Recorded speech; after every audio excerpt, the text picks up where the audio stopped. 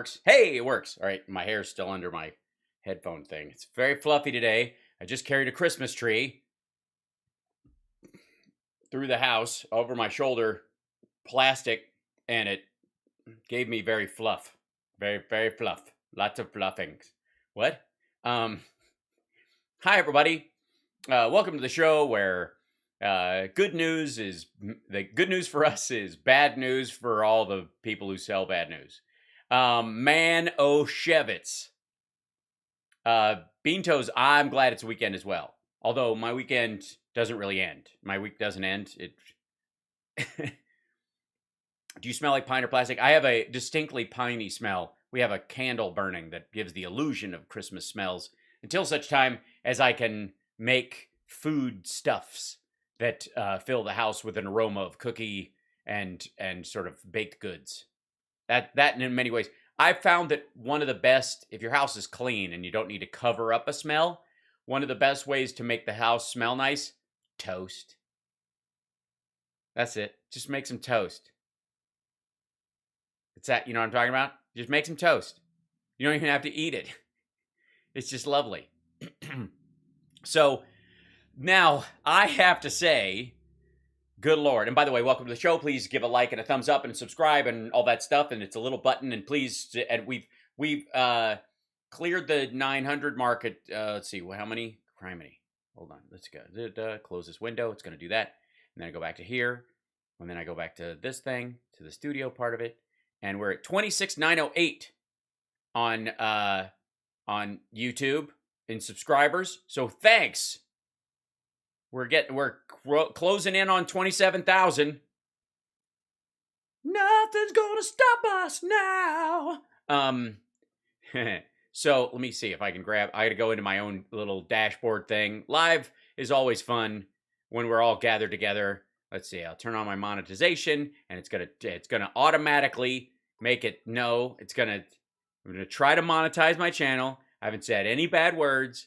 I haven't done anything wrong, and I'm gonna get a yellow. I got it again. Limited. Why? I think my reputation precedes me. Son of a dog doodle. What in the whoozy whatsers? Everybody can subscribe, right, all that kind of stuff. There you go, and then we go back to the thing. And here we are. Oh, probably because I mentioned Trump's name. That's what did it. The things I do. Hi, welcome. Share the show, send it around. According to this, I have an excellent connection, and I feel like I do have an excellent connection with all you out there. It's very exciting for me to be here with you and to you know how we have kind of a running joke about the sliding scale of media to the point where if you've really shit the bed in life, the way media-wise, the way you know it is you end up on Flashpoint. Now, yesterday we had to cut short the Nigel Farage Trump interview, and we'll get back to that. It's paused exactly where I left it, but a shorter, more contrite version of this ridiculousness has popped in because Donald Trump has decided to drop in on Flashpoint. That's right. And I do mean drop in because Flashpoint is the ass end of the interwebs. Obviously it's a big get for Gene the Jesus Machine. I don't pre-watch these, so no information on whether Lanny Walnuts or Hanky Cooney Coon comes in there and makes Mario Scario comes in and if they have their 2 cents. But what I do want you to notice before we get started is that when Trump first, this is the second time he's done Flashpoint. when he first came on Flashpoint, he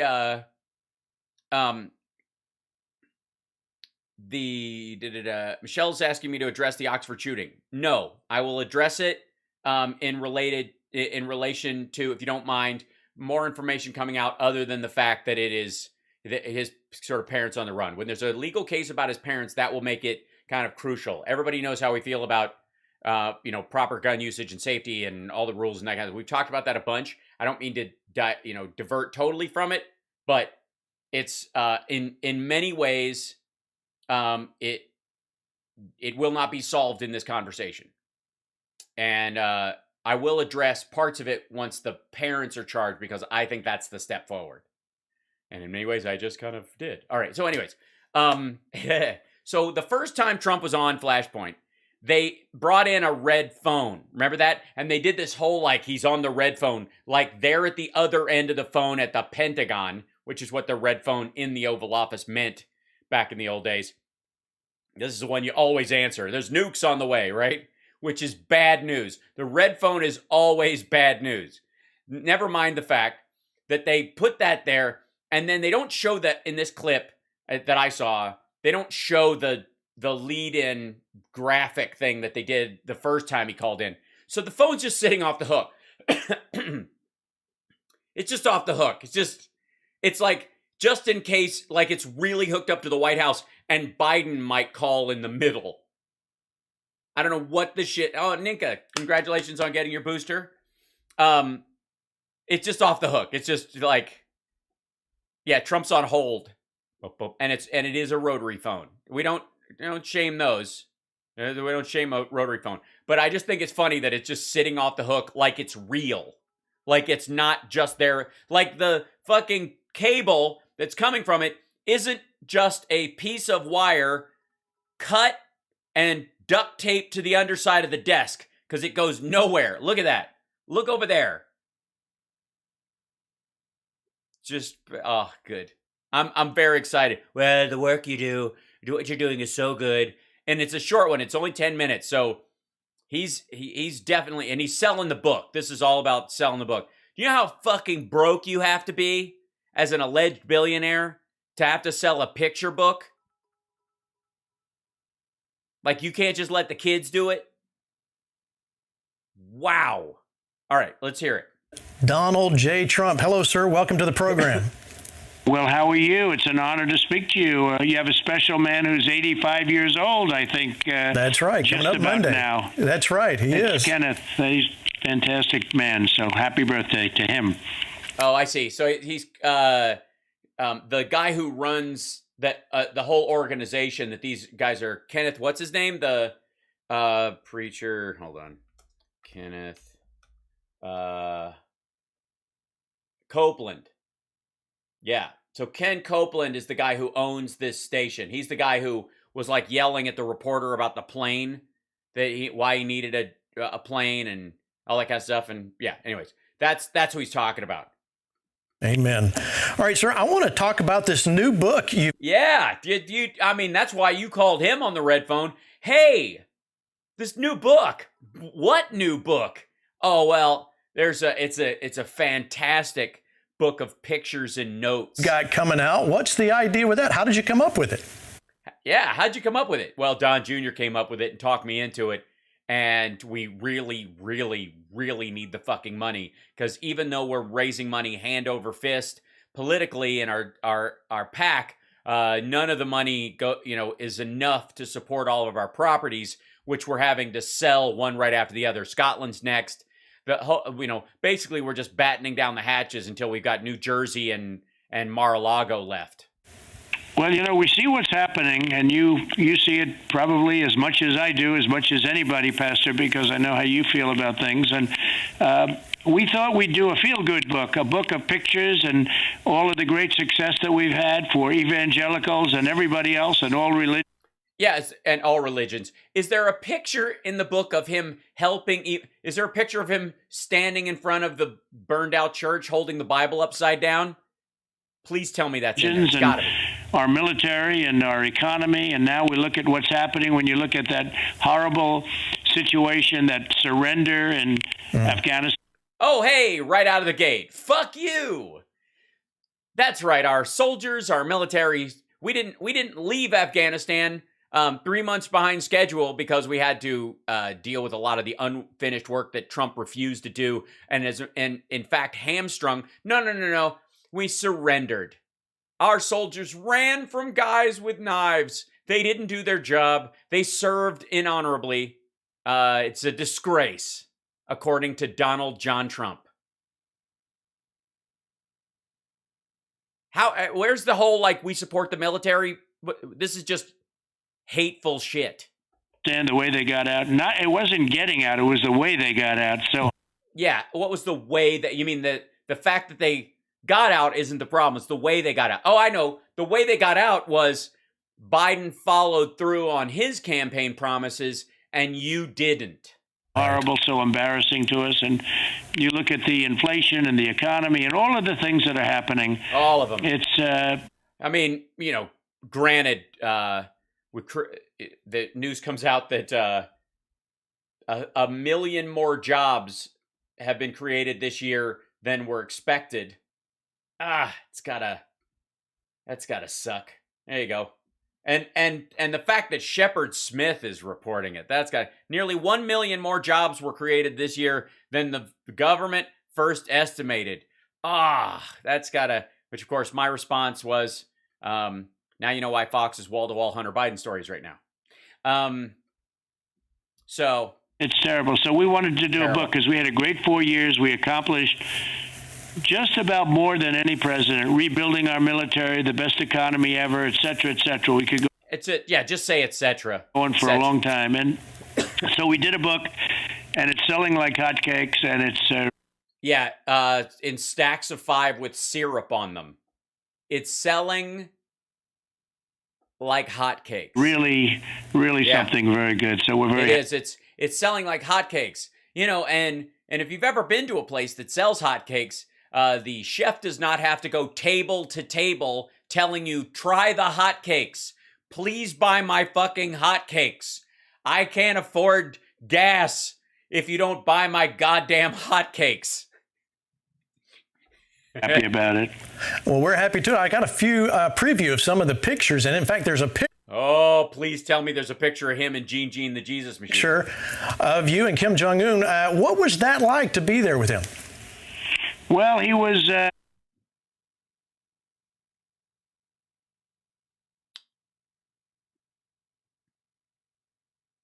Why would this be your lead point? This guy is currently starving his people to death.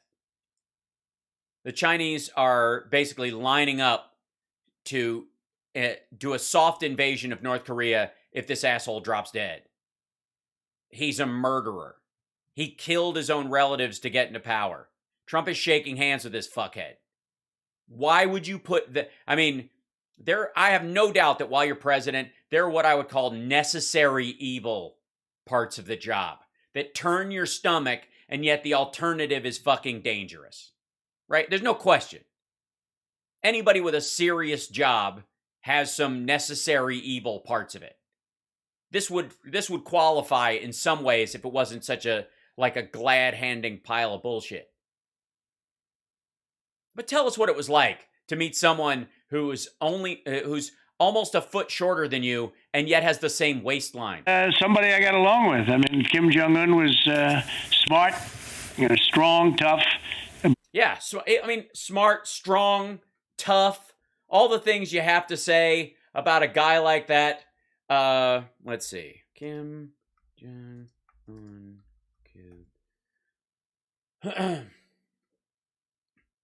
Here's a list of the officials purged and executed by Kim Jong-un since he came into power in December 2011. They have to go in year, so you'll excuse me. 2012, Kim Choi was vice minister of the army. He was executed. An anonymous South Korean source claims he was obliterated by a mortar round. Ri Yong-ho was the chief of the general staff of the People's Army until he was allegedly removed and executed. Ri Kwang-gong was the governor of the North Korean Central Bank until he was allegedly removed and executed. Jang Soon-taek was Kim Jong-un's uncle and vice chair, so family, until his execution in 2013. Then he was no longer an uncle. Ri Yong-ha was the first deputy director of the administrative department of the Workers' Party of Korea and an aide to Jong Suk-taek. Jang Suk-gil was a deputy director of the administration before his arrest and alleged execution. John Yong-jin was the North Korean ambassador to Cuba until his removal. South Korean news reported that he was executed.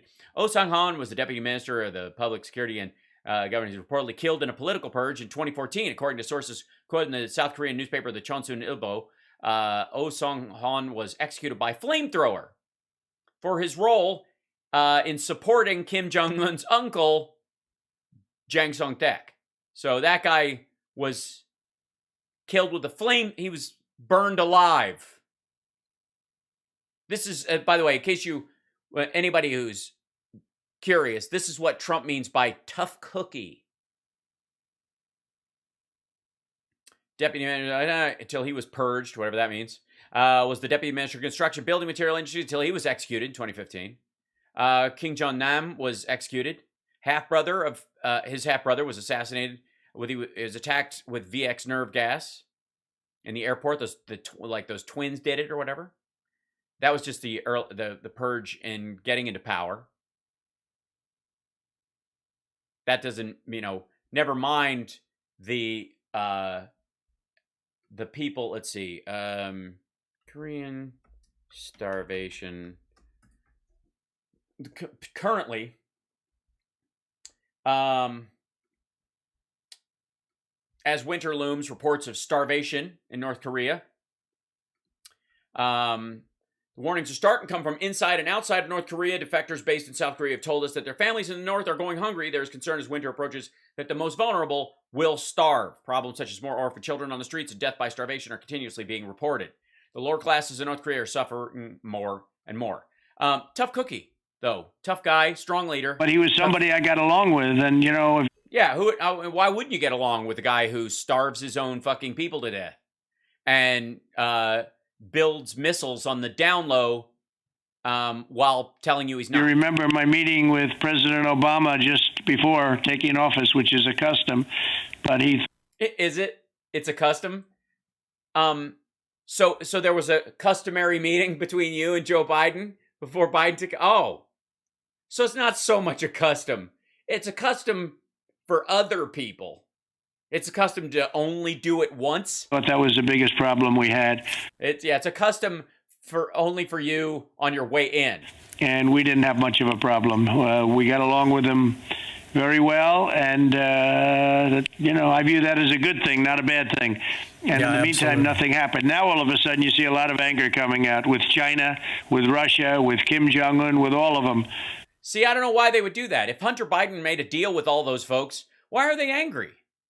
If they've got all this on Biden, how is Biden setting up AUKUS or sending Blinken to meet with Lavrov for a stare down?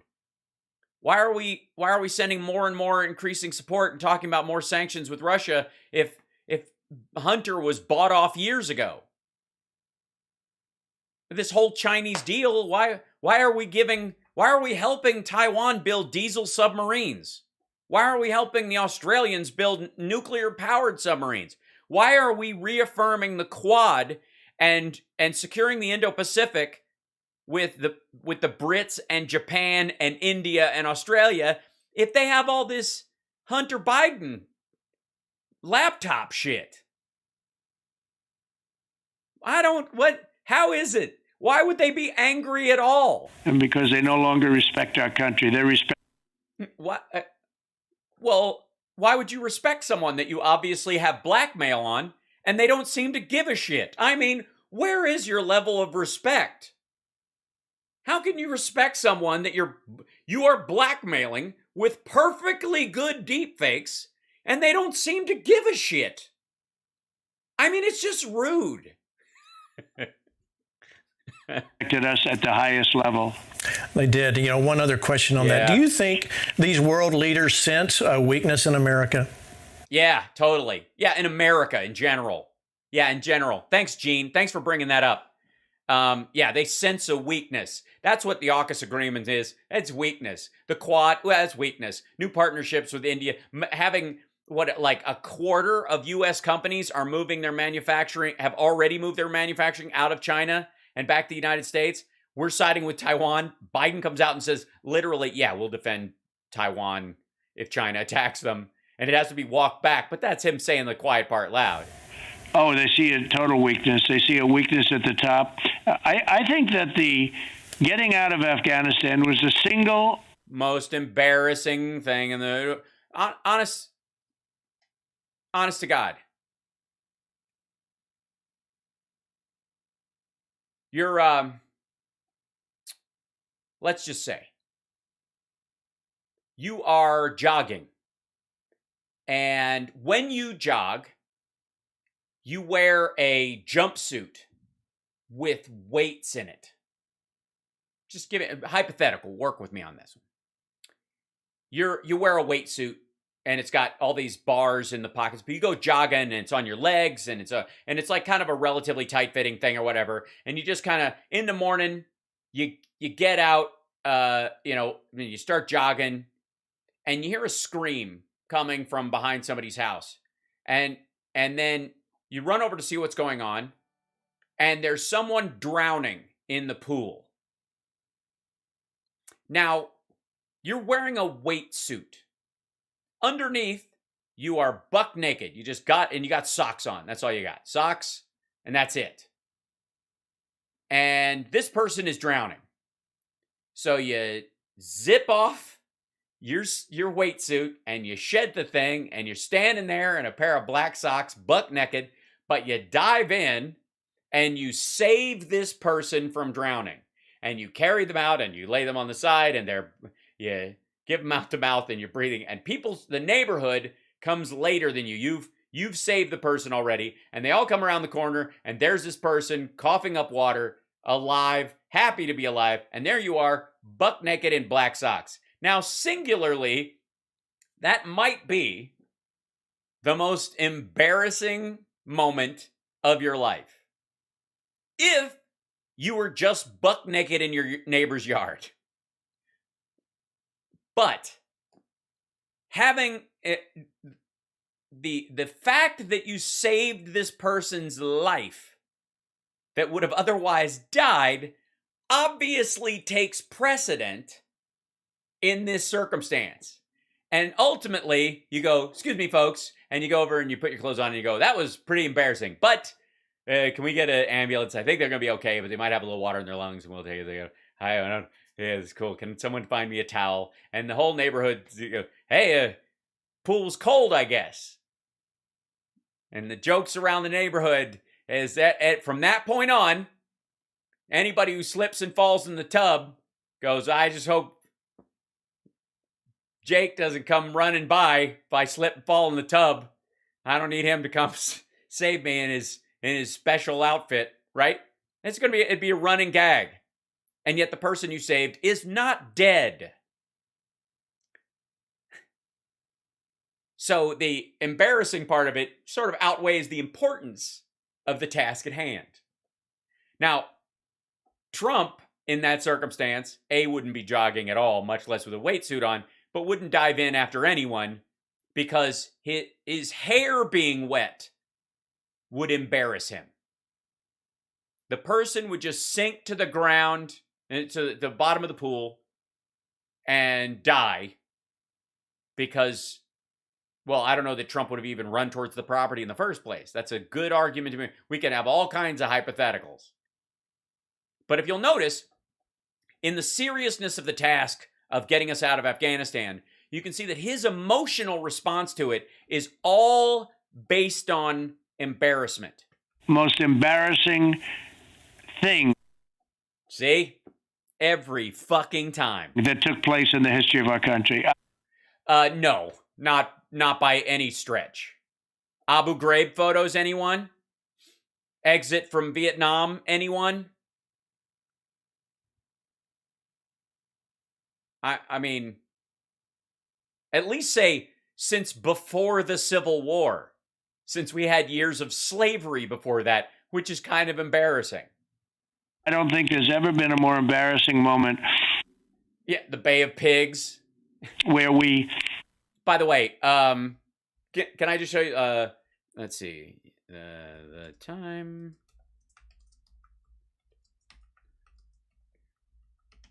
I mean, maybe this isn't, the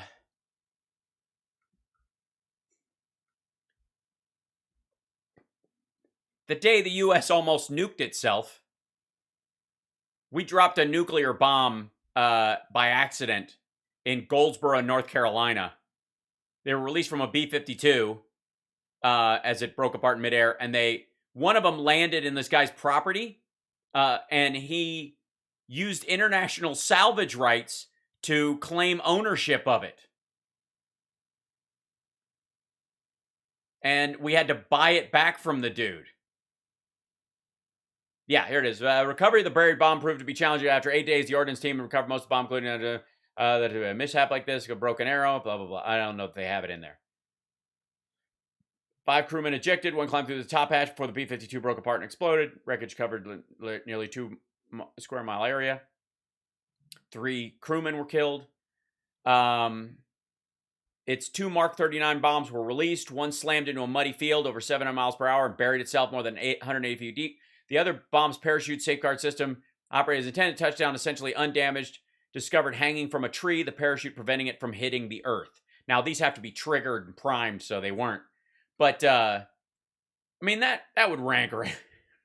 That would rank right up there, don't you think? Most embarrassing thing. It's so embarrassing, no one talks about it anymore. Your parrot is cracking walnuts. So cute. I thought he gets a bit, but is very happy to crack. That's amazing. Lose soldiers, 13 soldiers. Many were just decimated beyond that. Were many very bad. By the way, there were 96 dignified transfers of soldiers' bodies during Trump's tenure in office. He only went to 4 of them. He stopped going after one of the parents got mad at him and blamed him for his son's death. He just stopped going. 94 of them. 96. Trump went to 4. Injured, but we leave many Americans behind. This is now become like a rubber stamp talking point. We left many people behind. Who? Who the fuck is left behind in Afghanistan still that doesn't want to be there? Honest to God.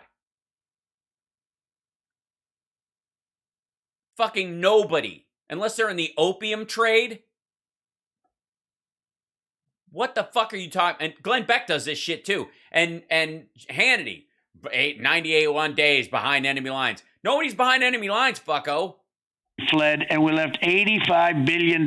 Oh, that's the other thing. We fled. So our soldiers fled. Worth of equipment, the best equipment anywhere in the world. Well, Gene, what the fuck are you talking about? The best equipment we left behind. Oh, we left it behind. We gave it to them. $85 billion. Nobody knows. They think it's $85 million, which is... Yeah, that's what it is. Everybody's confused. It's $85 million. You mean because the $85 billion number is over 20 years and includes all the training and payments that we gave to contractors to train the Afghan military, and the gear that we took with us, and the gear that Obama destroyed the 2 times we were going to leave during his tenure? Much, $85 billion. Yeah. I don't think there's ever been a more embarrassing time. Now we're $5,000 trillion in bags was left behind. Yes, but and half of it was raptured to Joel Osteen's bathroom wall. Embarrassed, all of us, by the border and millions of people flowing in. But I don't think that there was ever a more embarrassing time than what happened with Afghanistan. I think. Well, that's good news then. As embarrassing times in a nation's history, that's pretty low. That's pretty small. I mean, if you're going to put it up against, say, I don't know, Nazism, or I guess I'm sure Britain felt like, as one of the biggest empires in the world at one point, had a little egg on their face after being straight bombed into oblivion by the Germans. That was kind of embarrassing, I suppose. The French Revolution was embarrassing for somebody. Their cheeks were rosy until they were no longer connected to their body. Stalin losing 30 some odd million of his own people fighting Germany, and then of course starving 3 million Ukrainians in the Holodomor.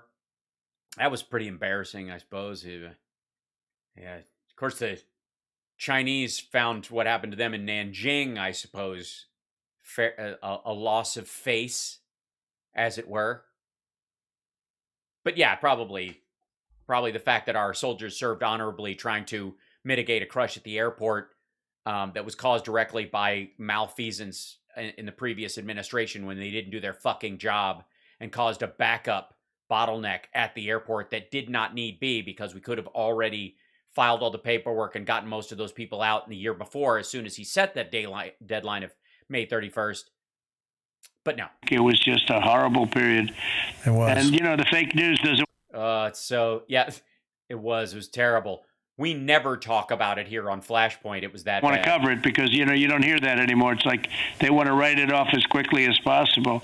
And when you look as somebody of so respected in the world and realm of religion, when you look at what they're doing to silence religion and what they're doing to evangelicals and others, by the way. Yeah, and others.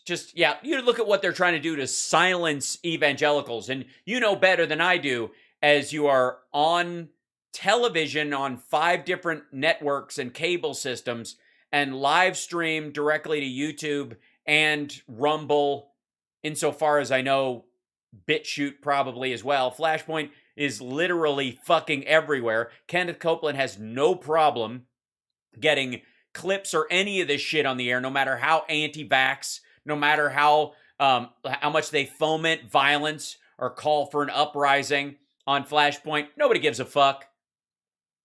But apparently they're trying to silence everyone. They never said this was going to happen. I said it was going to happen, but they never said this is going to happen. Yeah, it didn't happen. Why would they say something's going to happen that isn't happening and won't happen? The fuck are you talking about? Terrible. Oh, by the way, perfect timing, Andrea. We have 666 people in the YouTube chat right now. That we crossed that line. So if you feel so inclined, please donate $6.66 in super chats. We greatly appreciate it, to help us purchase 666 Fifth Avenue. That's my goal, and I'm sticking to it. But how you can't? There's no way you'll get enough money to buy 666 Fifth Avenue. It never stopped Jared. Yes, you did. You certainly did. All right, let me move on here. Move on, Gene, the Jesus Machine, before you actually have to recognize how stupid the fucking question was. Book, there's also a picture with you and Nancy Pelosi. What you called her Crazy Nancy. What was that like? Oh, there's several, actually. Look, he's not even looking at her. Look at him, like a fucking toddler. And she's like, look, your penis is so small. Sorry. Well, she's crazy. There's something wrong with her. And hopefully she... She is. You said she was crazy. I said she was crazy. And then you said crazy again. won't be there that much longer, but she is crazy, and she's very bad for our country. And you see that, the divisiveness and the hatred. Very, very bad for our country. And very bad for Christianity, for evangelicals. You look at what's going... Let me get back to kissing your butthole, Gene, because I got to sell this fucking book.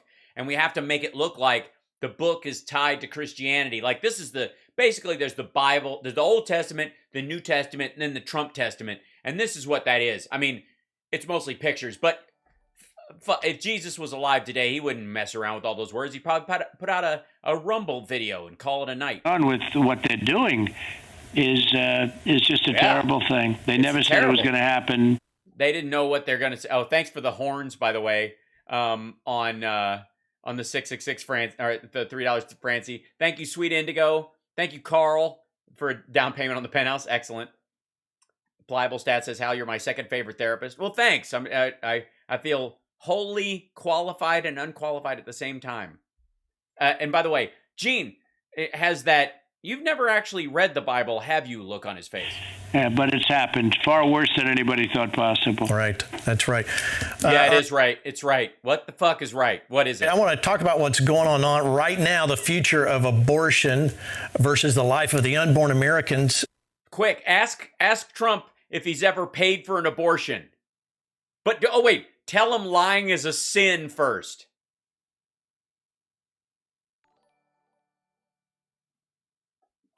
Honest to God, what do you think the odds are that Trump couldn't count the abortions he's been responsible for on both hands?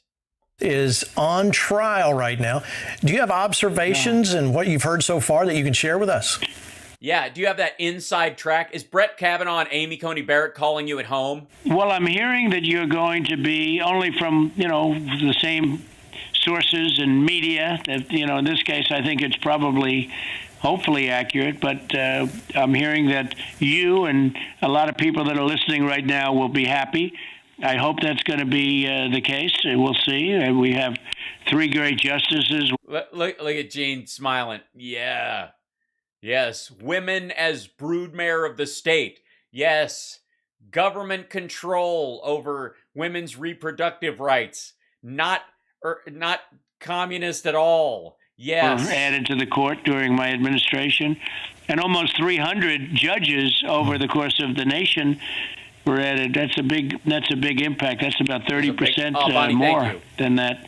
But the 3 justices are going to have a very big decision. This will probably be their biggest decision. It will.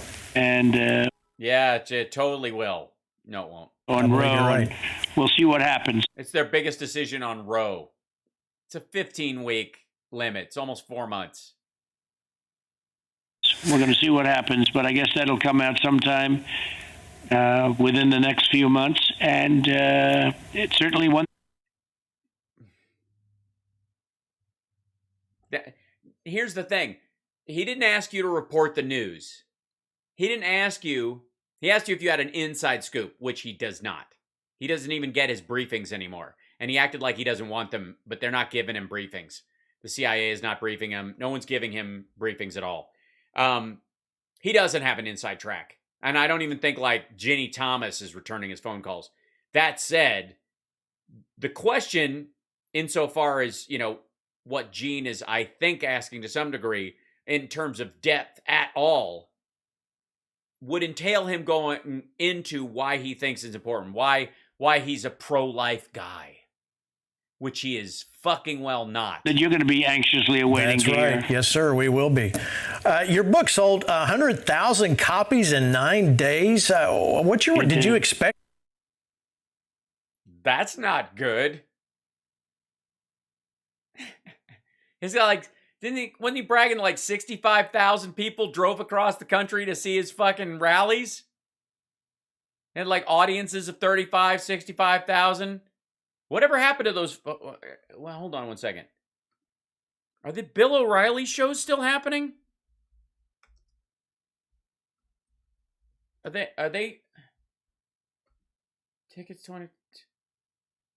Yeah. December 11th, Saturday at 3 o'clock, 11th and 12th, and then the 18th and 19th. Hit the history tour, Donald Trump and Bill O'Reilly. There are 4 of these. Sunrise, Florida, Orlando, Florida, Houston, Texas, and Dallas. That's it. And that's on Ticket Network. And here you go. Fall sale. 20% off all tickets.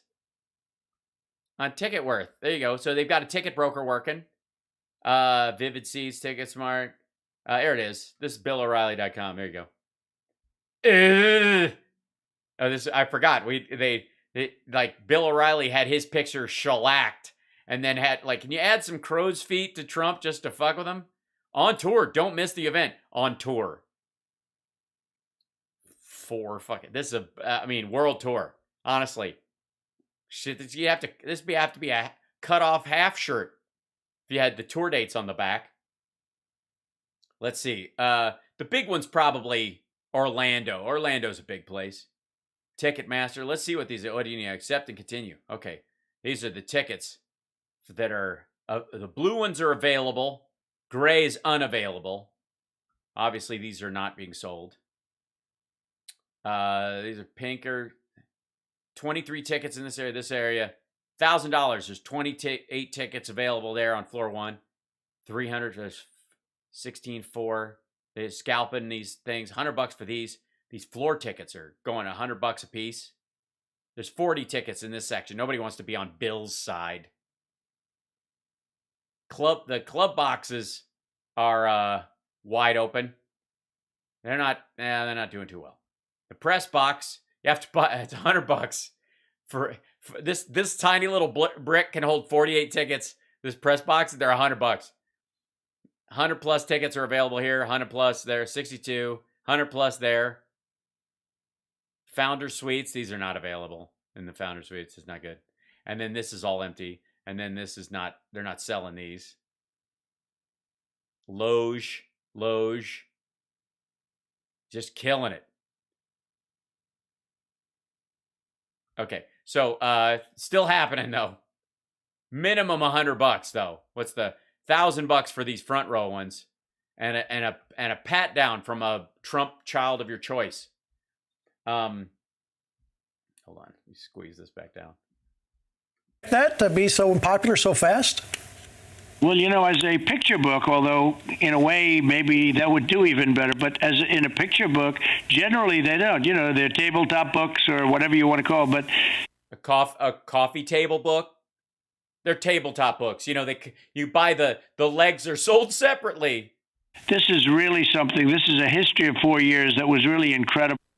Yeah, it's just incredible. I mean, look at that. There he is with the picture they use on the website, which is him going, lower your expectations. With this country, despite the tremendous dishonesty. You look at Russia hoax. You look at the 2 impeachment hoax. Oh, this is remember this picture? This is the one where everybody's like, nobody fucking sits like this. They posed for this. That's why Millie's looking right at the fucking camera. Look at all the gear. They had all the people who were actually doing work move their shit, unplug their computers and walk away, and they just left the pile of squiggly wires. Put some wires out. It looks like we're busy doing shit. I mean, never mind the fact that they're not hooked up to anything. You look at all of the things that took place, and yet we've done more than just about any administration, certainly. Well, I mean, obviously not the Biden administration. They've managed to destroy the entire country with something the Germans, the Japanese, the Chinese, the Russians, even during the Cold War, were never able to do. Biden was able to do it in less than 10 months. In a 4-year period. And there was Oh, this is the toddler part. By the way, what really stands out to me is the lighting, the quality, and got along well with Chancellor Angela Merkel, but she's for Germany first, as she should be. She used John Bolton when necessary because all he wanted to do was go to war with other countries. I didn't, but good for negotiating purposes. He was dumb as a rock. Larry Kudlow, great guy, did a fabulous job. Oh my God, that's Kudlow over there, who's like, I'm too drunk to read this. And everybody's leaning in like, English is my 15th language. I can help you if you need. I got it. Oh, God.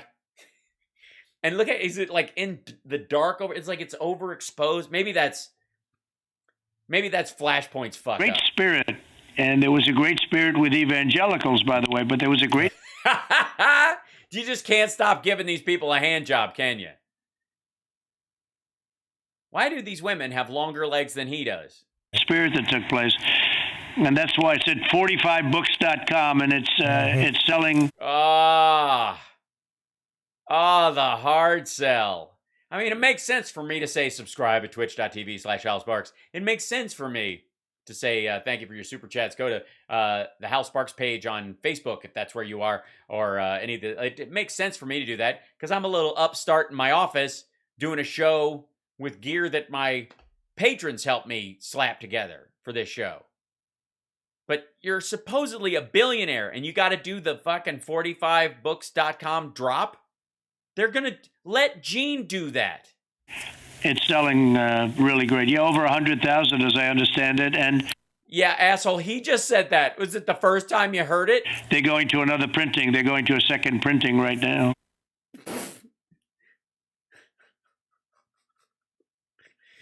So they didn't...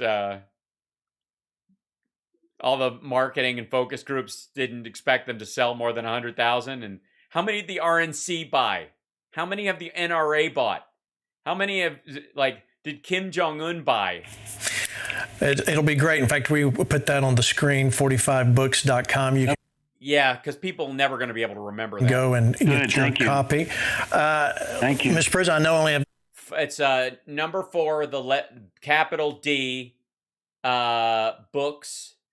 Purged.com. Just a couple minutes here left, but I wanted to ask you a question. Democrats continue to announce they'll not run in 2022. What do you expect to see at the midterm elections? Well, I think we're going to do very good, and I think they're going to have a big loss. You saw what happened in Virginia. You saw what almost happened in New Jersey. You saw what almost happened in New Jersey.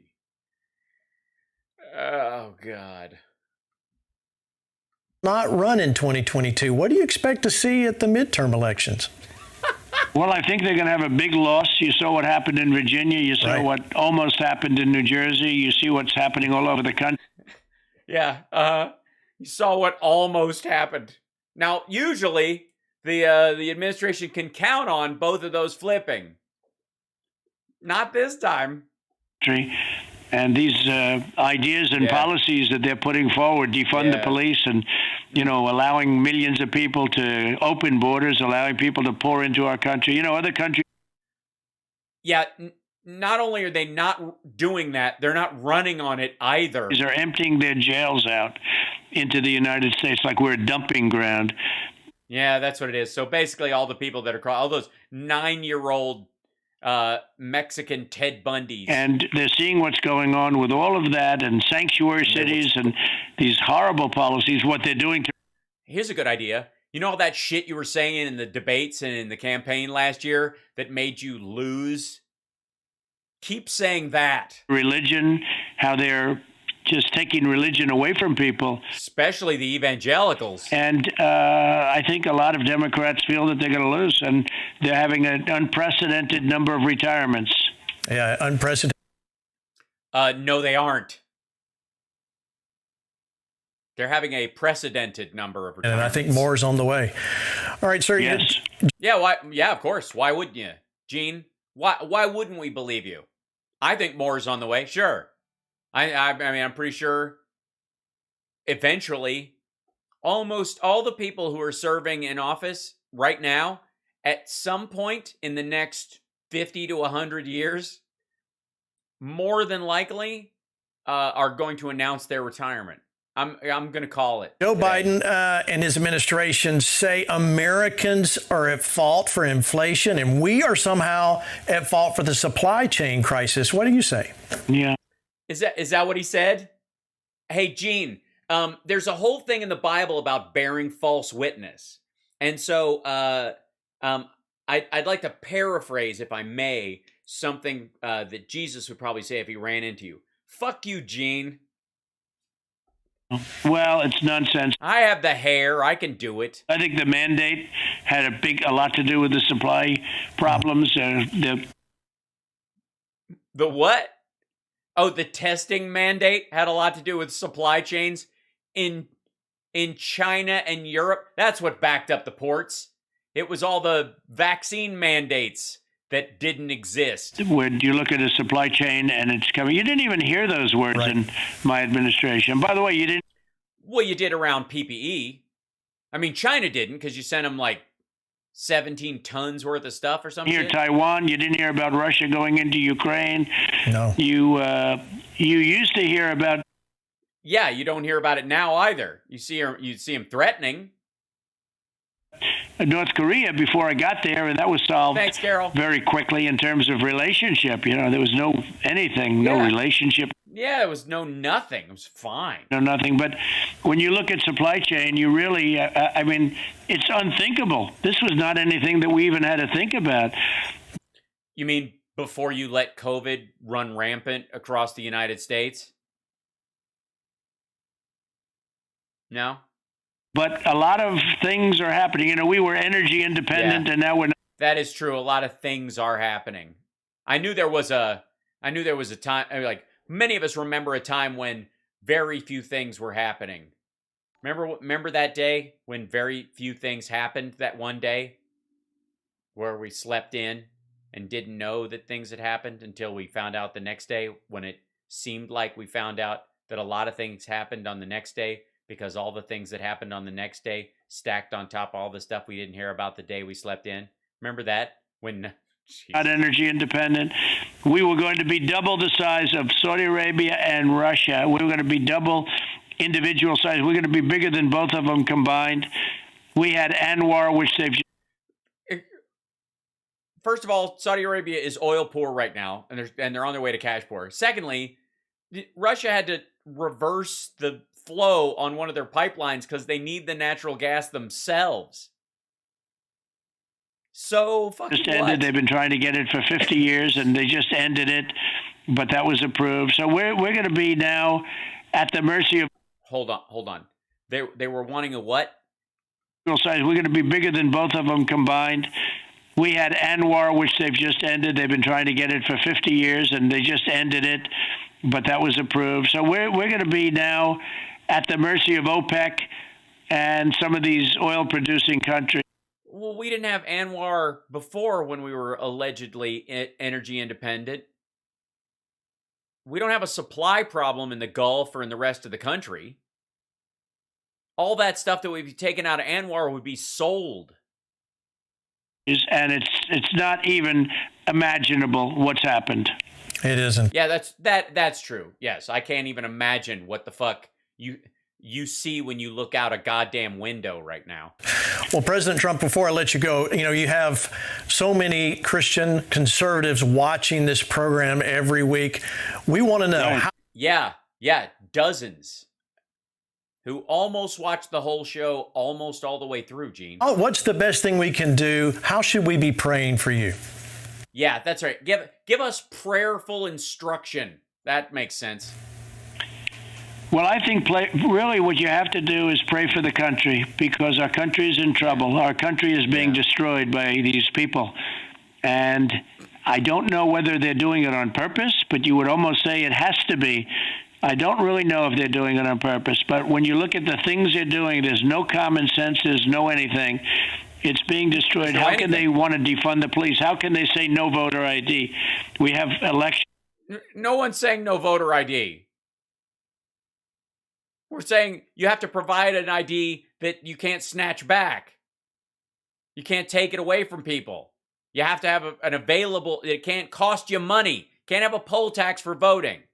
So if the state provides an ID, it has to provide that free of charge.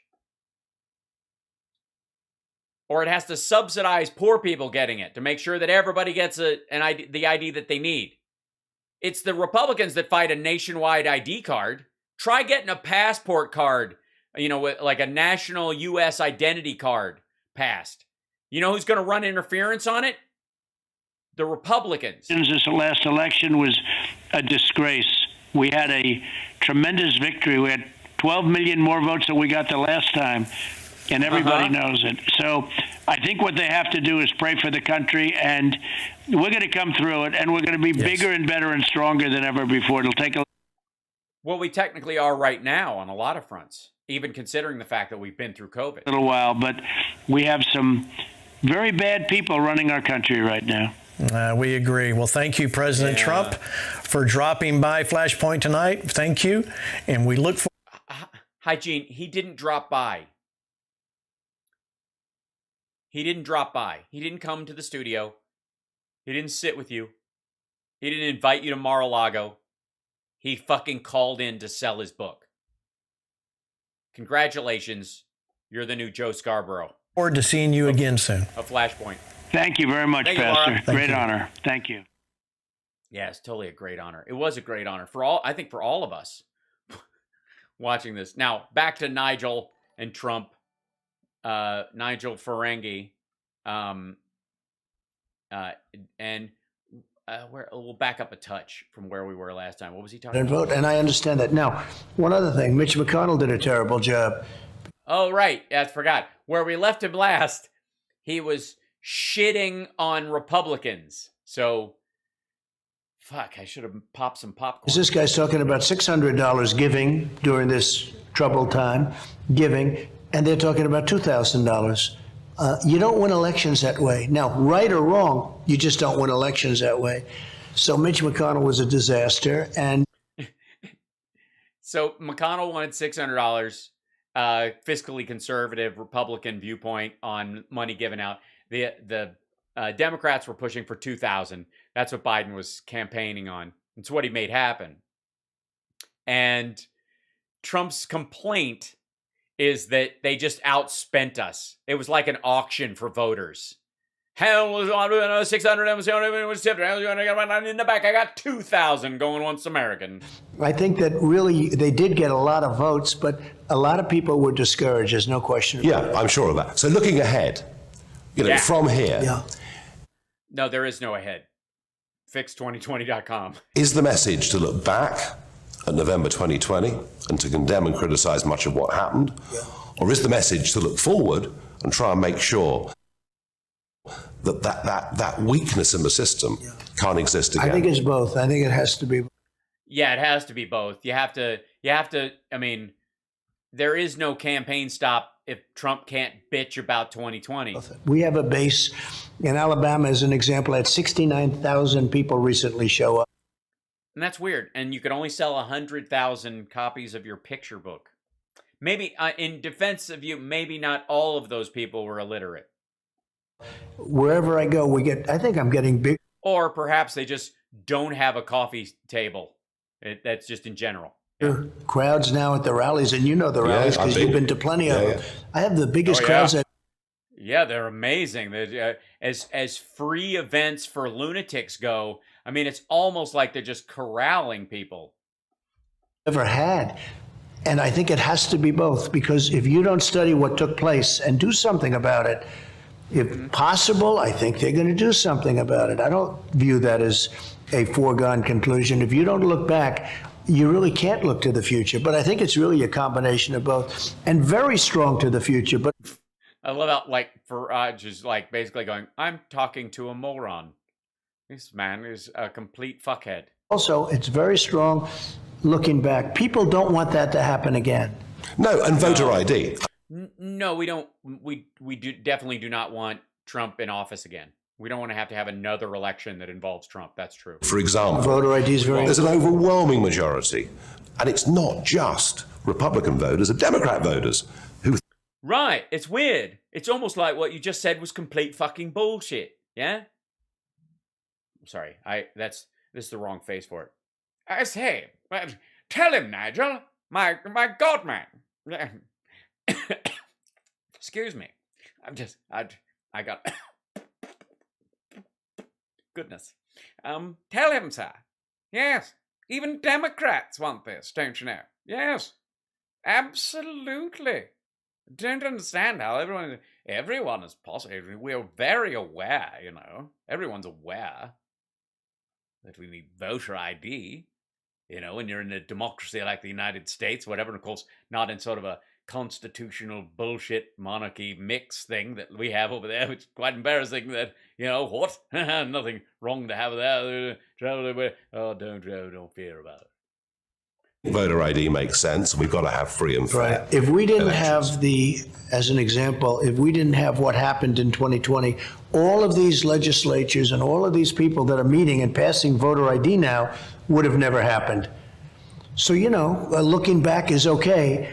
You have to look both ways, but you can't forget. Somebody's been talking to Mike Lindell about what happened. And if you did, you wouldn't have all of the things that are happening now happen. And there's some very exciting things. Oh, and by the way, all of the things that are happening now he's talking about is unemployment being at 4.2% and a million more jobs than were estimated being added this year, even beyond the number that was recovered.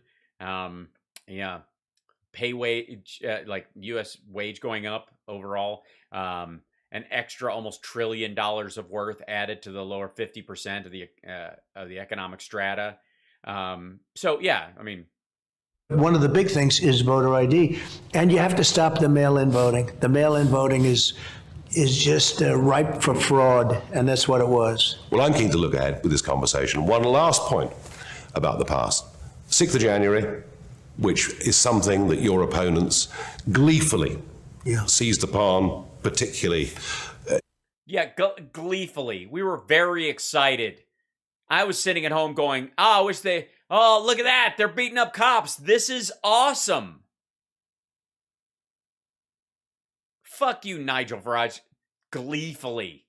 The social media giants on the West Coast and everybody else. And I know that you were willfully misquoted in terms of what you'd said that day. Because in many different ways. no, you were No. saying go in peace, and I understand that, and I get. Bullshit. Walk down there peacefully and patriotically, but you're going to have to be strong. And if it doesn't go the way we want, they're not going to be happy that what they hear from us. It was all like, walk down there quietly. Don't let them know you're coming, essentially. Like, tiptoe through the living room before you get to the safe. Does not mean don't wake up anyone in the house and be a nice house guest. That. Looking back on the 6th of January, was it a mistake to have had that rally on that day? Well, I didn't have, there was a rally that was there, and if you look, it was a massive rally with hundreds and hundreds of thousands of people. I think it was the largest crowd I've ever spoken before. Uh-huh. And I reverse it. The insurrection took place on November 3rd. That was Election Day. Right. This was just self-defense. What happened on January 6th was just those people at that rally, it was an act, it was our democracy firing back. Before and after. That was, to me, the insurrection. And the January 6th was a protest. But if you would have looked at the crowds, the size, nobody wants to talk about that. I believe it was the biggest and most people Who gives a fuck? Yeah, Turning Points USA bust people in. Everybody was gathering there as an attack on democracy. It's not impressive.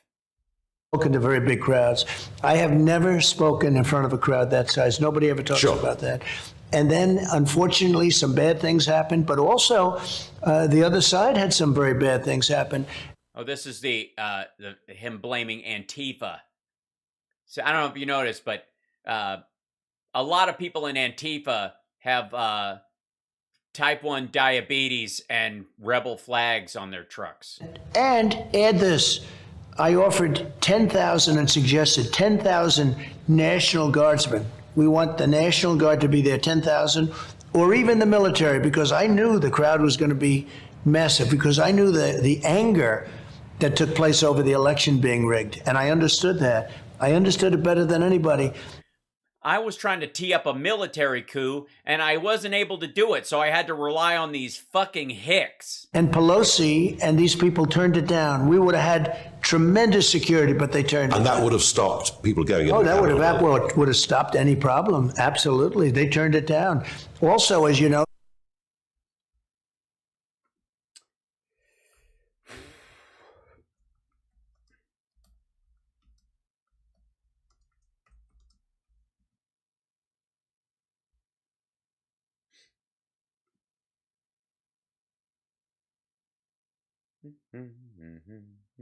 I'm going to sneeze 1 second. Almost. Let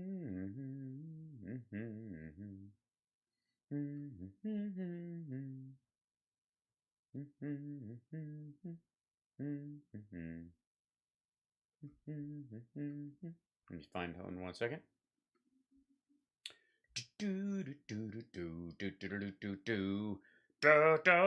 Claim House Speaker Nancy Pelosi blocked the National Guard from coming to the Capitol during the January 6th insurrection.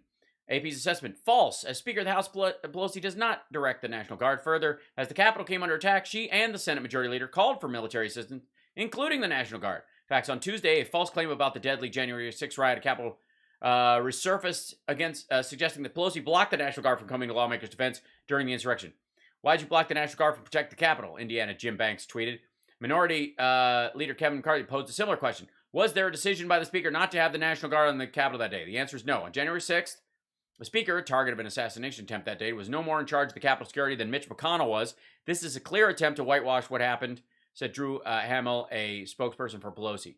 The decision on whether to call National Guard troops to the Capitol is made by what is known as the Capitol Police Board, which is made up of the House Sergeant of Arms, the Senate Sergeant of Arms, and the architect of the Capitol. The board decided not to call the Guard ahead of the insurrection, but did eventually request assistance after the rioting had already begun. Now, I don't know why people would expect that why Trump would so obviously say, yeah, you're going to need a lot of people because my followers are fucking lunatics. The police, I guess they say, were not given proper instructions by Capitol Hill, which is Pelosi. They were given some very bad instructions. Yeah, it was the instructions. They got lost on their way to the Capitol. There was a bill in front of them to use GPS, but apparently, AOC blocked So it. if you look at what happened and go back and really study it, they were so angered and so upset, and so people cried. That's what it was. Yeah, these people were so angry and upset. They were so angered by it. Now, if you lost the election, people don't act that way, but they knew that. Yes, they do. They weren't right to attack. This is what he's saying now. They were right to attack the fucking Capitol. We won the election, and they went there. But to me, the real insurrection, if you look at it, took place on Election Day. Now, either way, we've got Biden and Harris in office, and they've got plummeting poll ratings, and we've got a border crisis, as you quite rightly said, law and order. They are in actual office, though. They do. He is the president of the United States, and you're not, and you won't be again. The Black Lives Matter movement, which is now becoming increasingly, I think, political, don't you? It's Well, not. Yes, the Black Lives Matter movement was never political before. it's shocking that it started off, with pigs in a blanket, right? You know that, right? Yeah. You know the expression, fry them like bacon. And they So that is not how the Black Lives Matter movement started. The fuck are you talking about? I mean, I don't know why I should be shocked at all. But the way he talks about our own soldiers, why would this surprise me? That was about our police, our great police. And all of a sudden this becomes mainstream? I don't really think so. And Antifa, bad, very bad. And they had Antifa in that rally. They had Antifa leading a lot of people on that day on January. Well, did not. And I will say that it's pretty incredible that nothing happens to them. But the other side, this has been going on for many years. So they're not just about racial equality then. Well, I think they're about politics, but I think they're about a lot of other things. If you go back to their original founding and what they were saying, kill the police. What they're saying is kill. No. What the fuck? What? Look, there are people associated with Black Lives Matter and the organization that are complete assholes. And there are people who have marched alleging themselves to be aligned with Black Lives Matter who said awful shit. But the baseline purpose of the Black Lives Matter movement was not just kill the police. What the fuck are you talking about? Why is this not all over the fucking news? I noticed that they pull clips and talk about the president said this, and most of it's stuff that makes him look like he's relatively still in charge or that he has something genuine to say. It's really fucking odd. But listen to the... Well, I think they're about politics, but I think they're about a lot of other things. If you go back to their original founding and what they were saying, kill the police. What they're saying is kill the police. I know. And that becomes mainstream? Not good. No, not good. Yeah, no. Killing the police has not become mainstream. What? And why is Nigel Farage going, yeah, okay, yeah, sure. Yeah, Black Lives Matter, yeah, sure. They're for murdering cops. By the way, there was another dude, the guy with the flagpole, with the Blue Lives Matter flag on it, that beat the cop, was sentenced a couple of days ago. We've seen specimens of it, of course, over in the UK, and we've seen Churchill's statue defaced and all of these things. Well, you saw Churchill's beautiful bust being removed from the White House. When I got there, I said, send it back. They called, would you like to have the bust of Winston Churchill, a great one, right?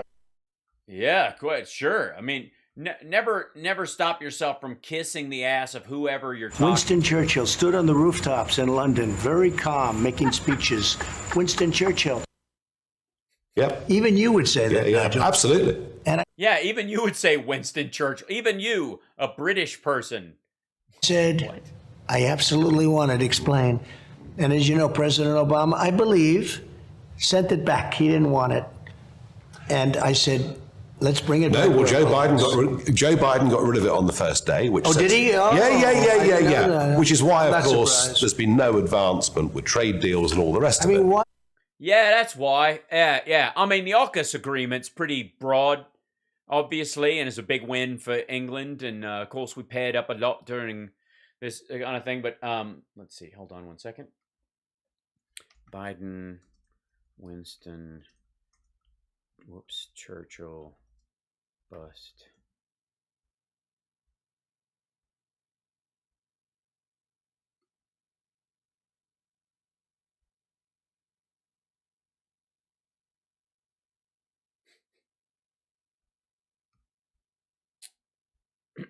This is hold on. Get out of here. Stop it. I don't want to watch this. Don't hold on. Ads. January 22nd, 2021. I don't care.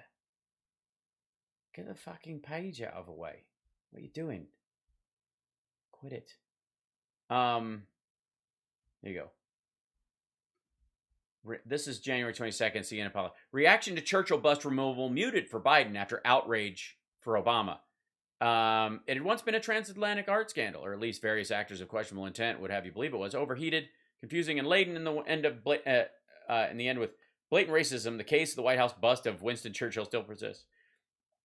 Joe Biden has removed it from the Oval Office after 4 years standing sentry under his predecessor, who thought he looked something like the wartime prime minister. An Oval Office redesign brought in new busts instead.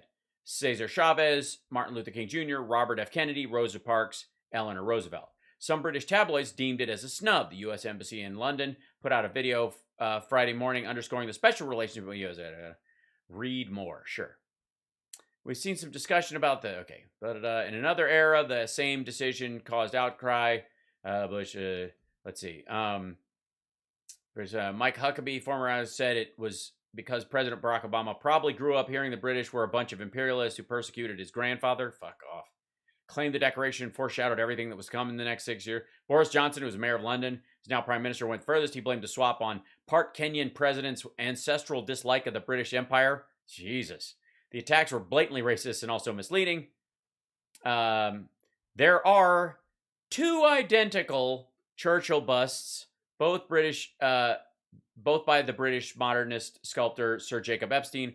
One has been in the White House collection since Lyndon B. Johnson's administration. Another was lent by Prime Minister Tony Blair to the George W. Bush White House when the other one was being restored. The one from Blair sat on display in the Oval Office until Bush departed. It was returned to the British government. Under Obama, the White House-owned version was not displayed in the White House. Instead, Obama kept it outside the treaty room in the residence, where he walked past it when he wanted to watch basketball on the weekends and evenings. He chose to put it there so he could see it during his personal time. He had a bust of King in the office.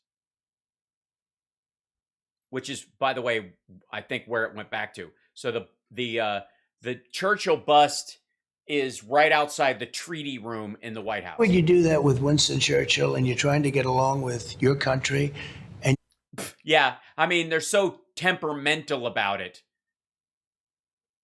If our former monarchical leaders get upset with us, what else shall we do? you send it's such a token, but such an important token. No, I had it back for my entire time. It was there. I looked. He was a very handsome man. He's a very brave man, too.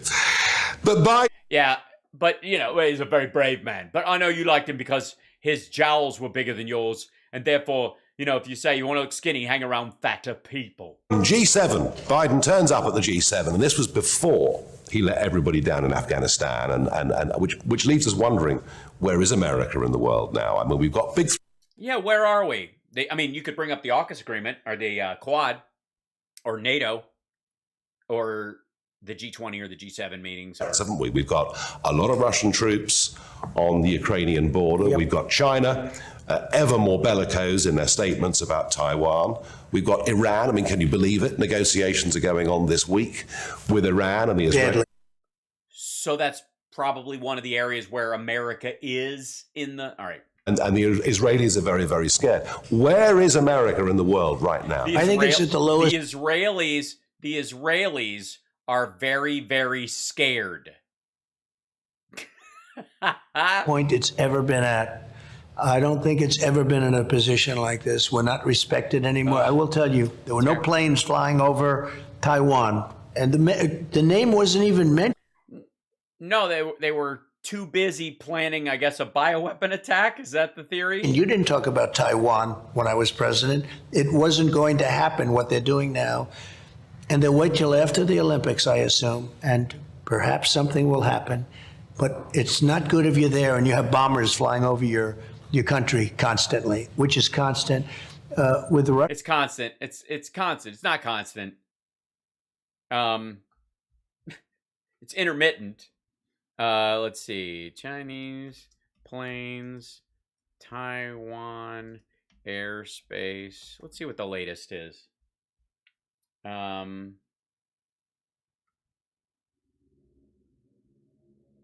Chinese aircraft have not been flying in Taiwan's airspace, but rather its Air Defense Identification Zone, or ADIZ, ADIZ, a broader area Taiwan monitors and patrols that acts to give it more time to respond to any threats. So, but they've been, according to Trump, they've been flying bombers over the island. October 31st, Taiwan scrambles jets as Chinese Air Force enters Air Defense Zone. So they didn't, no, they're not flying. See, I thought they were, when did China fly into? China flew in unprecedented 52 warplanes near Taiwanese airspace. Oh, sorry, what? Near Taiwanese airspace.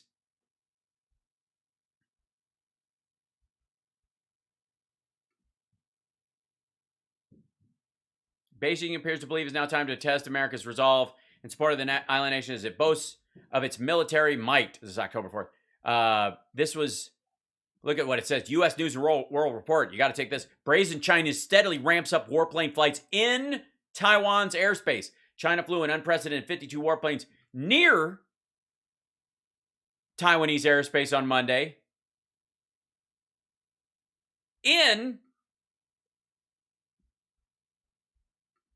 Near. These fuckers did not even wait till paragraph 3.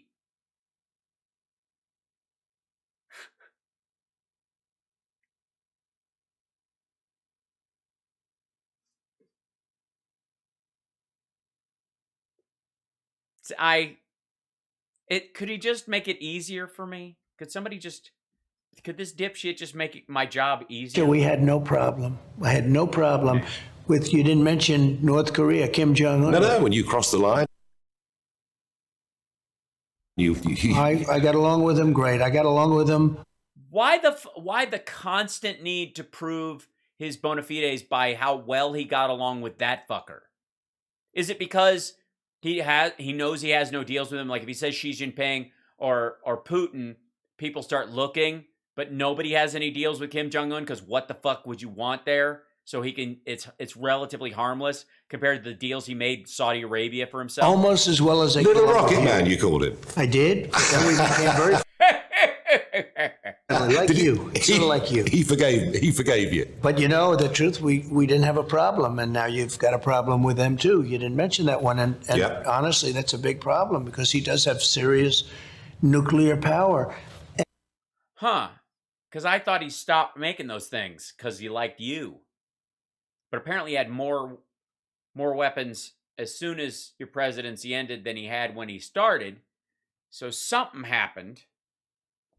And many other things. If you take a look at energy independence, we were energy independent, first time ever. And now we are going and begging for oil. We're going back begging for oil. We go to...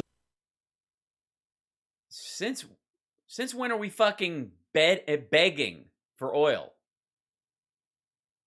Arabia, we go to Russia. Boring. OPEC, we go and say, Boring. please give us oil. We had so much oil, we didn't know what to do with it.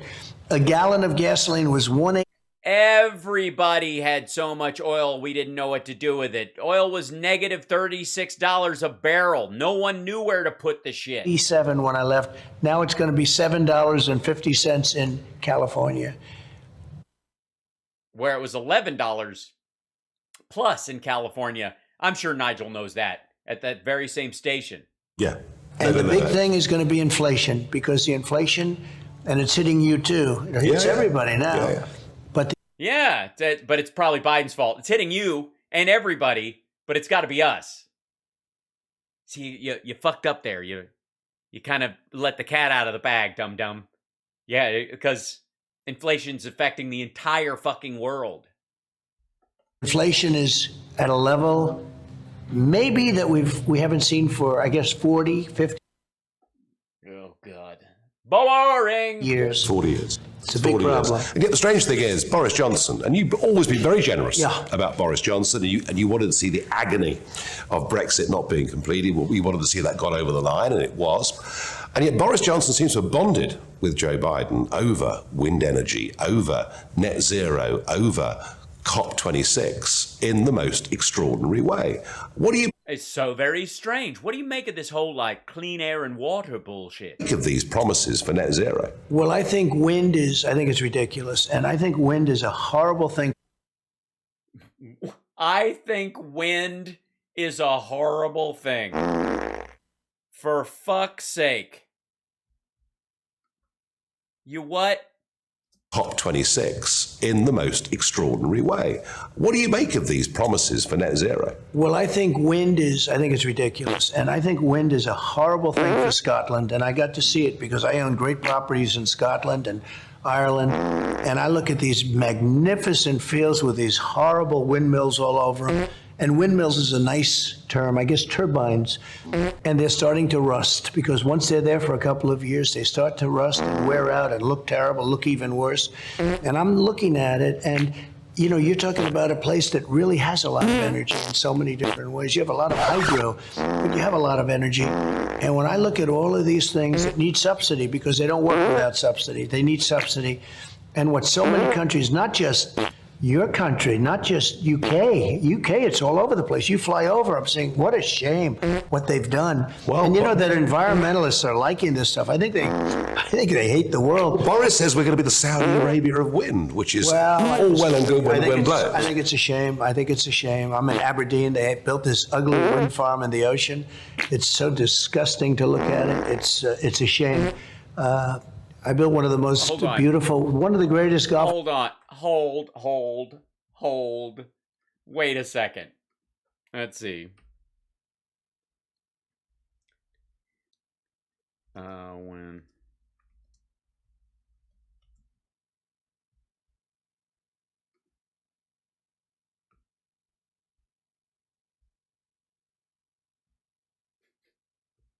Ugh. It's just disgusting to look at. Look at it. Look at that. Oh, it's ugly. Look how gross it is. It's just disgusting. Yuck. Look at that. Oh, it's terrible. They're just so. Look at there's see, the nice view of the boats, these beautiful boats, and then you look at compared to it's just terrible. Look at these things. Look. It looks so like something out of a Dutch hot chocolate ad. It's gross. Look at it at night. It's even worse. Look at that. That's fucking terrible. It's like a permanent flock of birds. You know what I mean? Like, look at this. Look at that. It's just disgusting. It just ruins look at that. Yeah. That doesn't look like something out of a fucking futuristic movie or anything. That looks like shit. That's terrible. Why couldn't they have some oil rigs out there? Some real manly stuff pumping away. Instead of swishing around like a bunch of girlies. That's what we need, man.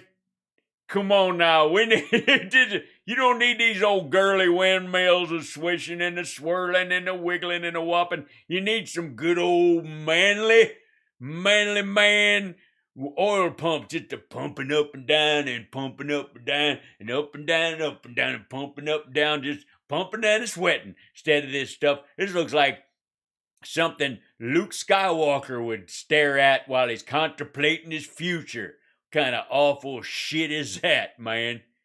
That's disgusting. Why can't we maybe if we crank up some coal plants, we can cover the whole thing in smoke.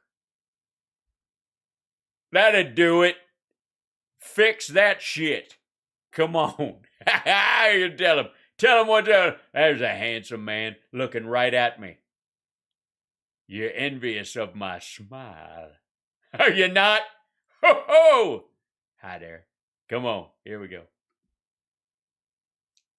Forces, it's been so reviewed in the world. And now you look at, not very far off. When these things are 20. No, you look at that like in the scale of timescapes of time, in the very near not time future now, it's just awful. 30 stories tall. The monsters, they can be Terrible that it's like the Godzilla of fucking windmills, man. It's like we need like a giant Mothra to get rid of these things. They nasty. It looks like a bunch of Cuisinarts, like God's Cuisinart. far out, and they're not far out. They're right on top of you. No, I think it's I know, I feel it. I can look in the picture. I'm like, Jesus, back off. shame what's happened in Scotland. I mean, it's one thing to give the birds cancer, but I don't need to be diddled by a windmill. In UK, all over the place. You take a look. Terrible. I think Ireland's been better about it. If you want to know the truth, they've been tougher. I really don't, actually. I actually don't want to know the truth. I'm not too concerned with it. I love you, sir. If the truth was what I was looking for, I'd flip the dial. Don't need it. America doesn't need it. We don't need truth. We need Trump. You only got to change 2 letters in truth, and you end up with Trump. Sorry, when I start doing spelling math, I get a little like a brain cramp. And other countries are getting tougher. But wind is the most expensive form of energy. And remember, you ain't got to tell me, man. Do you have any idea how many pork rinds I have to eat before I have enough wind to power shit? I use what I would call hydroelectric power to get it out of myself, mister. So don't. Oh, that was not good. Excuse me. I might have to take a break. See y'all in a minute. every 10 years you have to replace those monsters. And a lot of times they don't bother. You know what they do? They just let them rot. That's what they. Yeah. Everywhere I look, just rotten windmills, far as the eye can see. All the birds. No, but Boris 10 years. 10 years. It's so bad. Boris is he's hooked Well, he's on wrong. this. Boris is and wrong. If he's going heavy into wind, I mean, you're telling me, but if he's going heavy into wind, He is. He's wrong. He's making a he big is. mistake. He is. You've always been nice about him, but he's No, I like him. I get along with him. I've always gotten along with him. He's gone a little bit on the more liberal side. But I'll tell you, with energy, I'm surprised that he would allow that to happen, because you have one of the most beautiful countries in the world, and you're destroying it with all these wind turbines all over the place. Yeah, well, And you don't need 'em. I have to say, I'm not a great fan of them. And net zero, what does net zero mean? I mean, if the Oh, yes. Oh, please, God. Please, God. Please let him answer the actual question, what does net zero mean? Please. Oh, please. Please. I want to hear him try to explain net zero. Oh, fuck. Biden administration, if the Democrats were to stay in for the next 20 or 30 years, what would that mean for the I American think the economy? carbon taxes that they want to put on countries and people and companies, I think it's ridiculous. And look, we have, in our case, liquid gold. They're taking it away from us by not letting us use it. It's liquid gold and natural gas. No, it's not. It's very clean. It works out very well. It's called black gold Texas tea. This is a man who was educated by the Beverly Hillbillies, which he basically is. Like everybody thinks that Beverly Hillbillies would have been cute. The reality is it would have been, Ellie Mae would have been an aging Karen.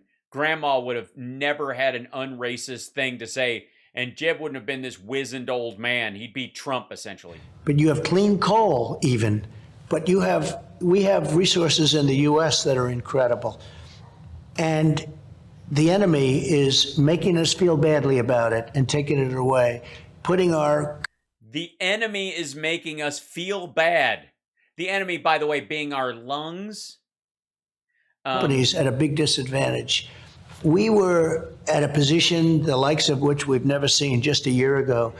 And now people can't get gasoline for their car, or if they do, they have to pay.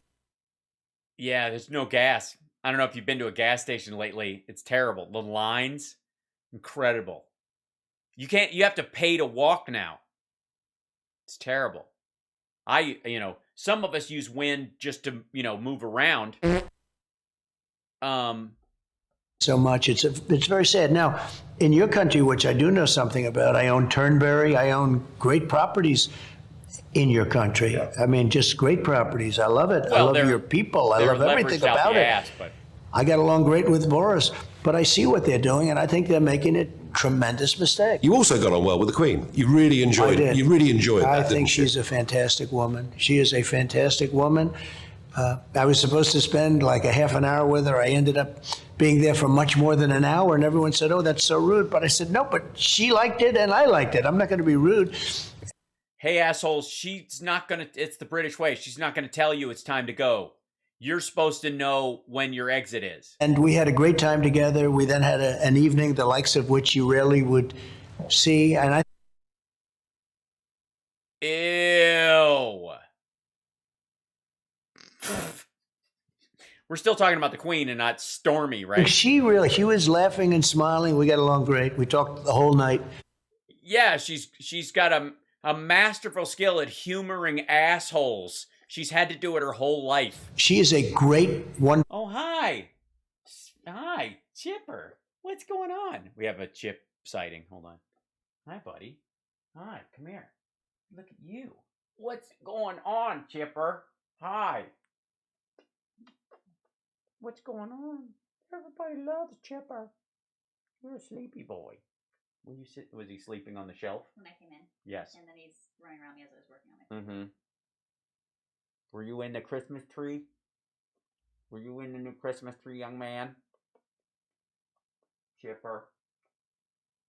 He wants to walk on your keyboard. Huh? He wants to walk on your keyboard. He wants to walk on the keyboard? Aw. Yeah, he digs in and then he just sits here. Hi, buddy. I'm almost done, okay? Yeah? Why don't you go with Mama, and then yeah. Come on, There you go. box. There you go. You're fixing the litter boxes? Yeah. Very exciting. It's a project. Full woman. Yeah, well, she's been there nearly 70 years now on the throne. Yeah, it's she's incredible, and she's still head of state in Canada, Australia. I mean, it's unbelievable. And respected by Yeah, not Barbados, but, everyone. Yeah. And no scandal, no anything. Think of it. She's done. Well, no scandal? I mean, he literally just had two of her, her grandkid and his wife leave the royal family, and her brother is like all wrapped up in the Epstein shit. She's surrounded by scandals. It's not her fault. This for more than 70 years, and she's never had. I love when he repeats back a detail he's never heard to the person who just told him and go, I hear even Scandal about herself. No. No scandal, no anything. She's an incredible woman. No, and she had a very tough year. She lost her husband this year. Tough year. They were married over 70 years, and she's been ill. She's, had to withdraw from one or two public engagements. Hopefully not very ill, though. I've been watching it closely because I love her. I think she's great. My mother was born in Scotland. My mother she came over here at about 19 years old, met my father. They were married for many, many years. They were married they had a great marriage, but they were married like they had a great marriage. I mean, I don't understand why he put out a picture book with all the best words. Scotland. She'd go back once a year religiously, but she was really somebody that respected the Queen. She loved the Queen. Anything with the Queen. When they were doing anything ceremonial, as an example, she'd be glued to the television. But she had great respect and love for the Queen. Well, and hundreds of millions around the world. That's true. Respect this That's woman. true. I mean, in the most astonishing way. And I know your enthusiasm for it. Yet her son, Charles, who would be the natural successor, and you had a meeting with Charles, and it was reported by one of your former press secretaries that you were somewhat bored by the meeting. That I was? Yeah. No, I wasn't bored. I liked Charles. I thought he was great.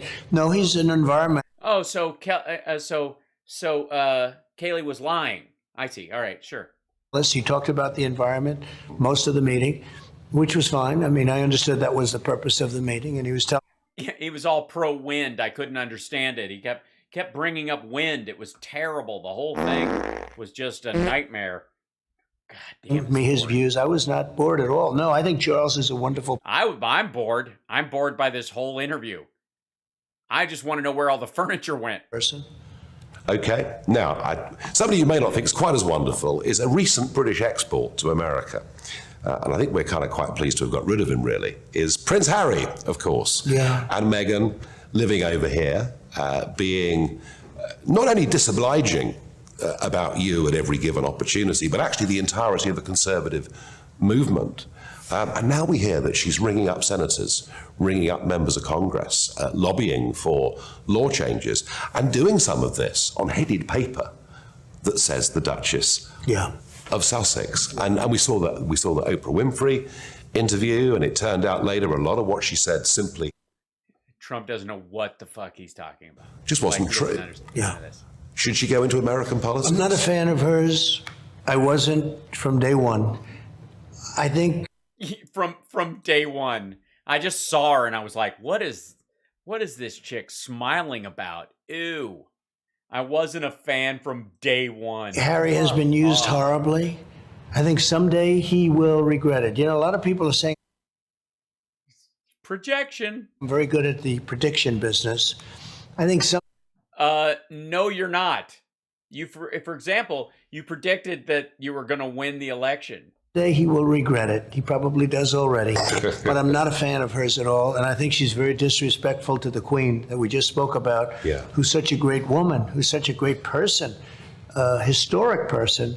I think she's very disrespectful to the Fuck, dude. Just keep repeating 5 phrases. I'm sure there's some asshole on YouTube who can take what he's saying and go, this is how you masterfully control a conversation, by just repeating 5 phrases and half of the things the interviewer just said back at them, and people will go, what a masterful control of the circumstance, the language, and the interviewer you had. royal family, but maybe most importantly to the Queen.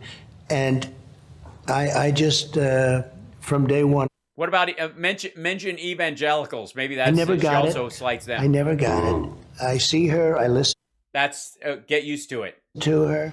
She's trying to do things that I think are inappropriate, very inappropriate. But I think Harry's been used and been used terribly. It's ruined his relationship with his family.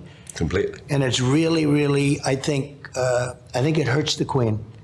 Yeah, and you can't Filler. use a royal title and get involved Well, in I didn't know American she was doing affairs. that, but well, certainly no, she has been doing it. It's not appropriate. Let's finish off back here in America. Yeah. Big victory. Wrap it up. Youngkin, big victory the other week.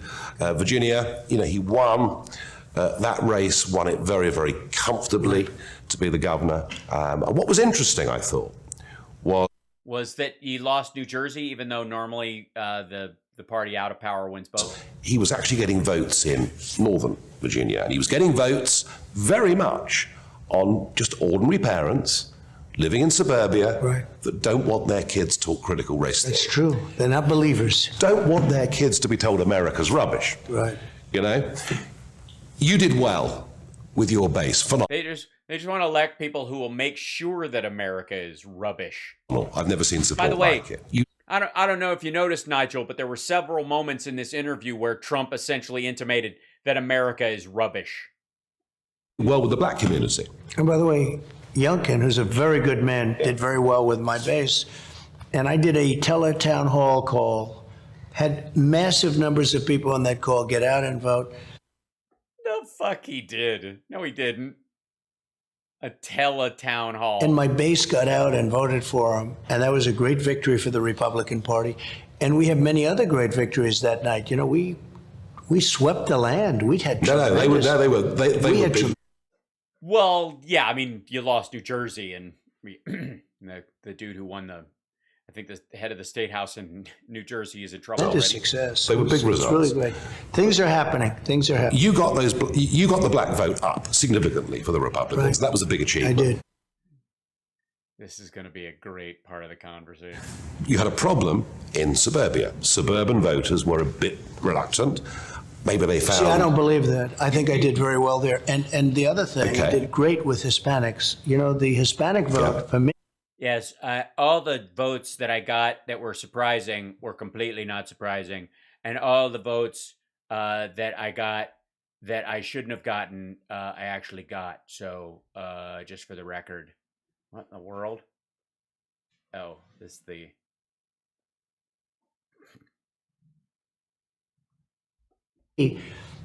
Is legendary, the numbers. Nobody's ever seen anything like it. A report came out literally an hour ago talking about how well I've done with the Hispanic vote, a number that nobody's ever had before as a Republican, a number that's really game-changing. It's a you know, they're great people.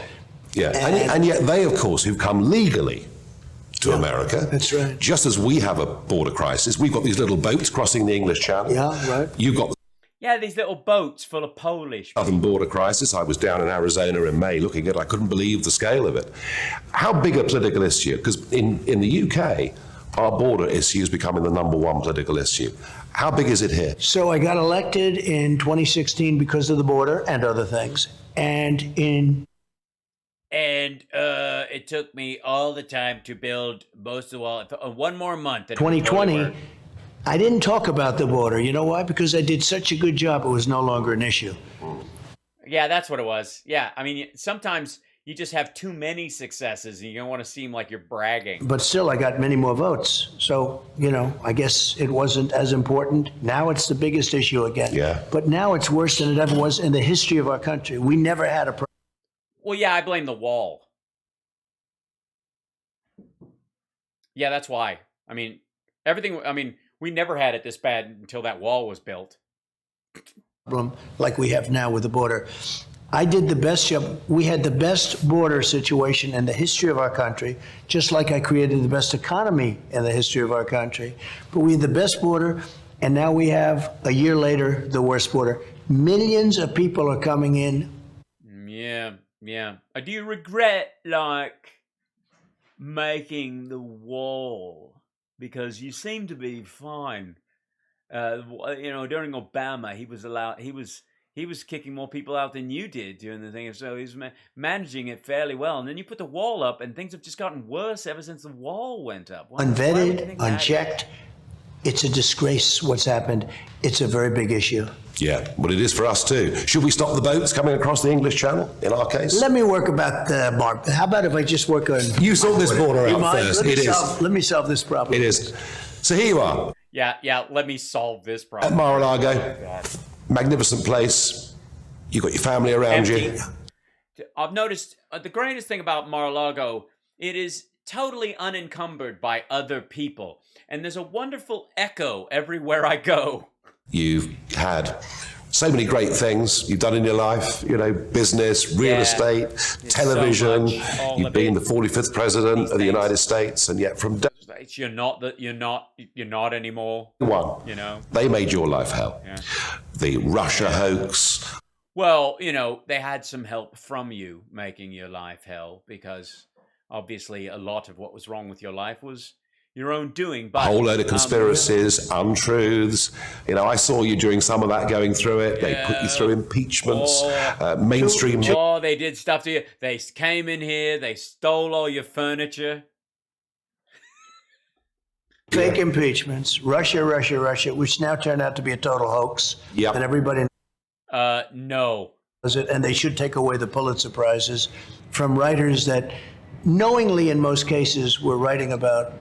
Juan, don't post videos in the Facebook from Facebook. Sorry. And Trump is not a Freemason, just for the record. Take it from me. Fiction. It was pure fiction. Yeah. Turned out that. And Hunter Biden can do what he likes, and no one cares, and we know all that. Well, it's weird, because nothing he did or he's been accused of doing actually has affected policy in a way that would speak to the kind of scandal you're saying, like playing footsie with the Chinese or the Russians or anything like that.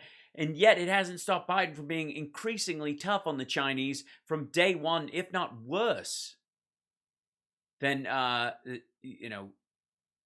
what was supposed to be what were they supposed to get out of this? Why would a man who's got all the things that you've got, Maybe your best question. why would a man who's got all the things you've got, great family, wonderful life, you're Has he met any of them? fit, you're looking fit, why on earth would he consider going back into that hell again? So I love our country. And he's not. I brought the country to a level it's never seen before.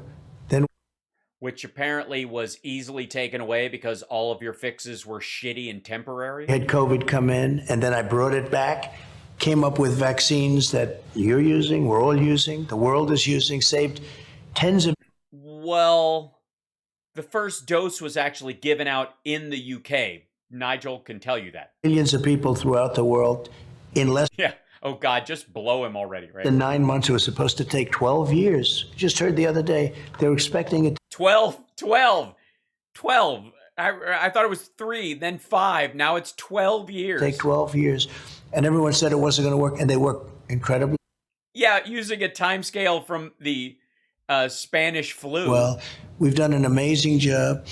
If you love the country, you have no choice. It's not a question. It's just this is a wonderful, beautiful life. But I like that too because I was helping people. That's why I did it. Yeah. And it also helped me stay out of jail, and I was able to buy a lot of nice furniture, which has since been repossessed. And I think you'll be happy in the future too, because that'll be your next question. But you'll be happy in the future. Well, I know you can't answer that question because it would start the campaign clock ticking. right. But we've got the midterm yeah, well, it'll dry up the fucking campaign cash. coming up in less than a year. Are you going to be out on the campaign Yes, trail? I will. I'll be helping a lot of people. We've been endorsing candidates. I'm 152-2. My endorsement: 152 wins Yep. and 2 losses. Okay. And those 2 losses were actually by people that were. The people that won were more Trump than I was, okay? So they won. But what happened is what's happening. So why'd you endorse the less Trump person? Everybody wants the endorsements become very important. The most important and the most powerful endorsement This is an advertisement, by the way. that our country has seen. And so I have an obligation to make It could be nice if you were a tad louder. Okay, that's good news. All right, I'll see sure if the I can right do people get in. Check. And we have many, many people Check. online. Actually, when I leave here right now, Yep. I've got 4 candidates that want an endorsement. It's a very important job because we're going to have I think we're going to have a very big 22, and I think we're going to have an even bigger 24. Donald Trump, Thank thank you. you for joining us on GB News. Thank you very much. It's so rage true. The Donald Trump story. Fuck, it's so boring. Ugh. All right, so where's this guy? Yeah, that was the Trump one. Hold on. Okay, let's go back to here. Jesus, that got us all the way through to the 5 o'clock. Shit, there's so much to do. I have so much stuff. Ugh. God, I don't have the time to do all the stuff. I need to, oh, God damn it. There's just so much shit. All right, I need something else that's relatively short. Otherwise, because some of these things, like these people friggin' yammer. Okay, here's something wholly and completely embarrassing for everyone involved. You and I aren't, so we don't have to worry. This is I would call this part of the Trump effect. This is what Trump's political ambitions have unleashed upon the world. In tonight's special report focused on the midterms, Bret Baier interviews the newest Republican candidate for the Pennsylvania Senate seat, TV's Dr. Oz. Bret? TV's Dr. Oz. Thanks, Mike. In tonight's special report spotlight on the I'm standing near a big screen when I normally am sitting. midterms, the Pennsylvania Senate race received some star power this week. Dr. Mehmet Oz of the Dr. Oz TV show is now running as a Republican candidate for Senate. The current senator, Republican Pat Toomey, will not run for re-election. So let me get this straight. Republicans are excited that a television personality handpicked by Oprah is running for Senate in Pennsylvania to replace another Republican, a seat they already have. Please, God, let this asshole run. GOP candidate Sean Parnell, who was endorsed by former President Trump, has already dropped out after a bitter custody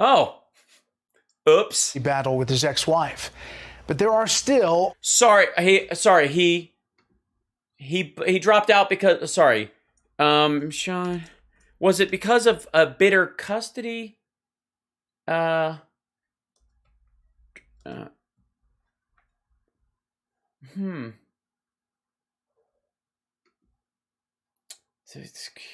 After losing custody battle. Yeah. See the... Candidate endorsement Sean Parnell pans to consider? Well written. He pans to consider the court. He pans to ask the court to consider its decision. And he can't do that while campaigning for Senate.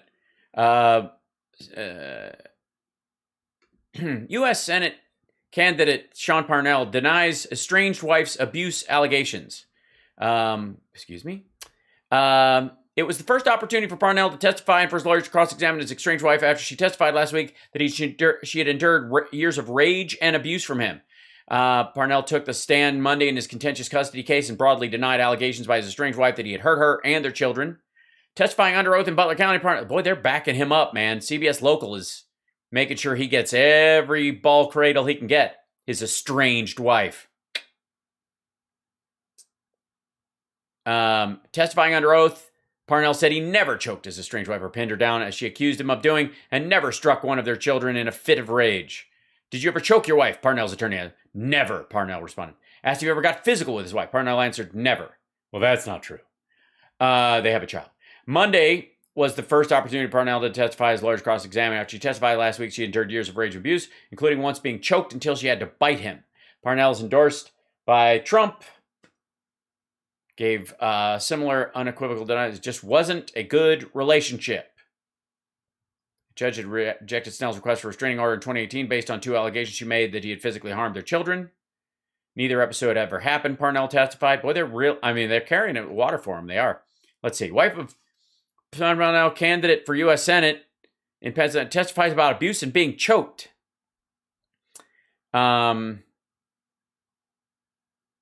She testified under oath Monday that she endured years of rage abuse, including being choked until she had to bite him. In their suburban Pittsburgh home, the family was walking on eggshells the minute he walked back into the house. We were petrified, she testified. At one point, Lori Parnell testified he tried to choke me out on a couch and literally had to bite him to get free. He was strangling me. She testified once after Thanksgiving trip, he forced her out of her vehicle and left her alongside the highway during an argument when he told her to go get an abortion. Oh, I up until this moment, I couldn't figure out why would Trump endorse this dude, and that makes sense. Yeah, can you get out of the way? I don't want that. This is the whole thing. Go get an abortion. There you go. That's it. He's all kinds of Trumpy, and these are the other people that are running for Republicans for the Senate seat.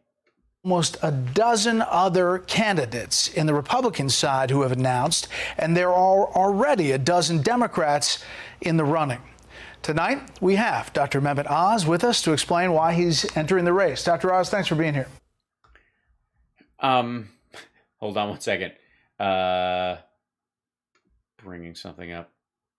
Ladies and gentlemen, welcome to my underground lair. Dr. Evil. Okay. Glad to be with you, Brett. So a lot of people look at this and say, why? I mean, you've got a successful TV Yes, everyone. show. You've had a tremendous run on television and around the world. Why end it all this way in disgrace, ignominy, and embarrassment? Why do this now? Brett, my parents were immigrants to this country and were afforded unbelievable opportunities. I owe a debt. I've always felt it. And America's in crisis now. So I think it's an ideal time for me to repay that debt by serving this country and running as a senator from the state of Pennsylvania.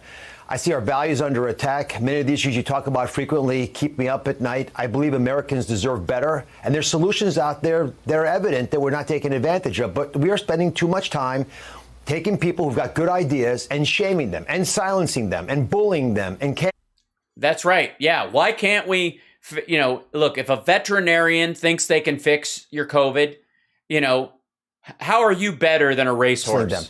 And Brett, I'll tell you something. In medicine, if we cannot say what we see with our own eyes, people die. And these choices, I think, should be the people watching the show right now. For me, specifically, the people. Well, also, anecdotal evidence in medicine gets people killed. I had a patient spontaneously heal of their cancer. I think spontaneous healing should be part of everyone's regimen. Pennsylvania. I have fought to empower folks my whole career. I've taken on big pharma on the show. I've taken on big tech, agrochemical companies. I've got the scars to prove it, and I can't be bought. And this is the time, if I'm ever going to do it, to jump out of the comfort and the safety of a TV show, or frankly, even in the operating room, I don't get attacked usually by people, and starts talking about things. Usually? Maybe, I don't know, I would talk to your anesthesiologist. Really can make our country succeed. I'm so optimistic. You have a primary to go through. On the Republican side, I put up the candidates already out, but there's one that has not declared yet, but might. David McCormick is being recruited, former Treasury Undersecretary for International Affairs, combat veteran, business executive. Do you expect... Eminently qualified to be a Republican asshole. Do you think you have what it takes to be an asshole on the scale that you would need to be an asshole as a Republican asshole, not as your run-of-the-mill TV asshole? He's going to get in, and why are you better positioned if he does? Name recognition. I'm not sure what's going to happen with Mr. McCormick. I haven't spoken to him, but I know that I have 94% name recognition in Pennsylvania. Yeah, there you go. It's a branding exercise. It's very hard to get there. It takes years and years of hard work and lots of effort talking to people in their own. Yeah, it takes years of hard Oprah. Takes years of Oprah. Just Oprah does it. Oprah did it. I know that I fare well. There's a shit ton of doctors out there that haven't been handpicked by Oprah and given a television Republican show. Audiences who know that I share their values. I don't speak generally on the show of overtly political issues, but during COVID, I got political because, unfortunately, if you mix medicine and politics, you get politics. So I had to get engaged to try to help our country. Well, at least we know he's good at math. But the fact that we were myopically focused on some issues and blind to others, and we're taking chances by using our children as shield. Hey, say it, fucko. Say ivermectin. Say hydroxychloroquine. Throw your entire candidacy. Be brave. Throw it in a blender right now. And addressing other changes that happen to our society under the cover of COVID. I want to talk to you about under the cover of COVID. So explain to everybody what you mean by under the cover of COVID, meaning that you wouldn't have locked people down and you would have in any stretch, and that you actually believe that herd immunity would have solved this. By the way, a new report just came out of South Africa that herd immunity, or that natural immunity from having the virus, doesn't protect you from the Omicron variant. There you go. COVID and about the Biden administration policy, but you mentioned Pennsylvania specifically, and you're running here. Already there are some people that are suggesting that, you're moving in basically to run for this Senate seat. Here is Steve Carpetbagger Colbert on this issue. He may have fake Pennsylvania claims because he's running there despite living in New Jersey for years. And there's a big difference between Pennsylvania and New Jersey. Something to do with hoagies. I don't know what it is, but they will murder you over it. Now, he's joking about the hoagies. No, he isn't. But what about that, the carpetbagging charge? I grew up just south of here. I'm in Philadelphia, just across the state border. I went to medical school at Penn here. Sorry. Run that by us again, asshole. Just south of here. I'm in Philadelphia, just across the state border. I went to medical school at Penn. He grew up just across the state border. He's in Philadelphia right now. He grew up in New Jersey. Here in Philadelphia, I went to Wharton Business School, met my wife. Oh, great. So, he's as big like a success. He's a success because of the Wharton Business School. I wonder if he has the best words. Best decision of my life was marrying her here in Philadelphia at the church just down the road from where I am now. I had my first 2 kids. Yeah, I had my first 2 kids who have never looked happy. Here, I mean, I spent a lot of time in Pennsylvania. I did move to New Jersey because television is done in New York City, and it was convenient. But we came back here all the time, and we moved back last year, both to spend time with their parents, but also because this is home, and we feel very comfortable here. You mentioned COVID and the policies considering this travel restriction based on this new Omicron variant. We've had our first case discovered, and there probably have been cases here in the U.S., but the first official one in California. What do you think about this Biden policy? We have started off with very simple approaches, like we don't know what we're dealing with. Let's bend the curve for 2 weeks. Do you remember that comment, Brett? That metastasized into this overreaching. I'm sorry. What was that? What was the plan? Yikes. That's an unfortunate freeze frame. Shit. Have started off with very simple approaches, like we don't know what we're dealing with. Let's bend the curve for 2 weeks. Do you remember that comment, Brett? Yeah. You guys remember bend the curve for 2 weeks? Let's bend the curve for 2 weeks. That metastasized into this overreaching. You mean 15 days to slow the spread? Whatever. Let's bend the curve for 2 weeks. Authoritarianism. So now we almost had a reflexive response and start doing things we would never think of allowing even 2 years ago. And Omicron is. Well, 2 years ago, we weren't in a fucking pandemic. And we were so deluded, apparently, that we elected Donald Trump and he ended up getting rid of our pandemic response team, fucko. And by the way, we haven't shut shit down over the Omicron, the Omarian variant. A virus that has 50 mutations in it, 32 are in the spike protein. I've done my homework on it. We just don't know. We don't know if it's more contagious. We don't know if it's more likely to make you sick. We don't even know if it makes you more likely to get ill if you've been vaccinated. So in the face of... Well, this was done December 2nd. This is when this interview was done. Today is the 3rd. There was I tweeted about it earlier, but there's a let me see it. South African report on Omicron. So they just put out one. Let's see. That's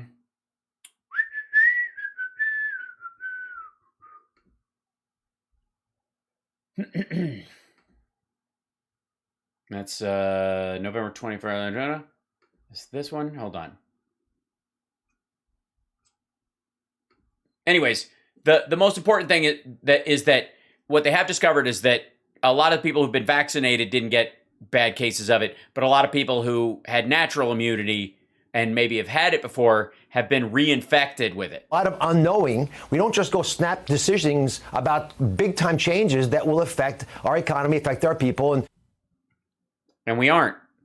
A 10-day hold, considering how bad the other ones were, when we didn't know stuff on flights from a very distinct area of the world where that is, to lower the volume of cases that might be entering the country, because thanks to vaccinations and people taking better precautions, that it may not spread and it may die out if there's not a person with it landing at every fucking airport in the goddamn country. And bring fear to a population that's just getting out of the original. Yeah, I'm bored. I don't care. Like, I at least wanted to see part of this, but I've gone over time, and he's not going to be the Senate candidate. He's gonna bail. Trump might try and endorse him, and it'll cause a stir for a little while, but he's not going to be the dude. It's not going to happen. Yeah, softballs. I can't. So dull. Just so, like, fucking hell. It's just, yeah, it's a cash grab. DrOz.com, which is a regular website. Make an Oz for Senate website, asshole. That's how you know, by the way, this is a sales pitch. DrOz.com. That's what he's going to lose. There's no way. Just for, like, ridiculous. Ugh. Blah. What a fucking waste of time. I will say, let's see, that, yeah, Fetterman, that's the dude. Yeah, John Fetterman as the Democrat, kick ass. There you go. Fetterman's got a great chance. He's terrific.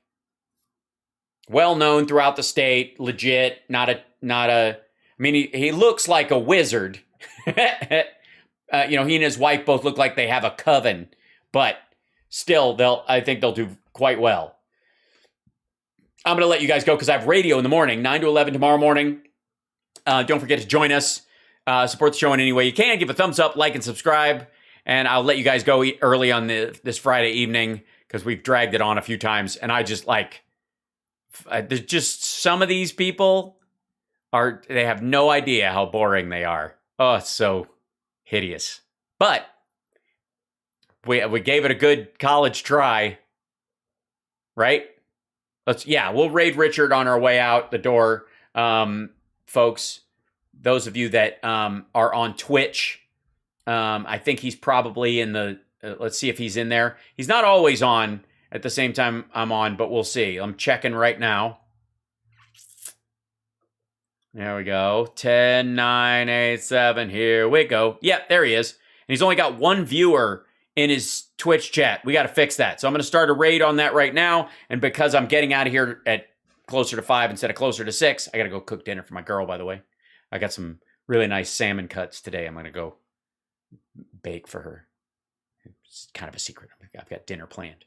I'll send all of us over there. Remember to go over there and spread the love, you guys. And we will see you guys tomorrow for the radio show, the House Sparks radio program, Megaworldwide on WCPT radio. I'm on at 9 a.m. Pacific time tomorrow. We take calls, the whole shebang, and it'll be a good time. And I've got news on some new Nerd Halen gigs coming up, and I will tell you guys all about that tomorrow. Have a great night. Take care of yourself, and take care of somebody else. Bye.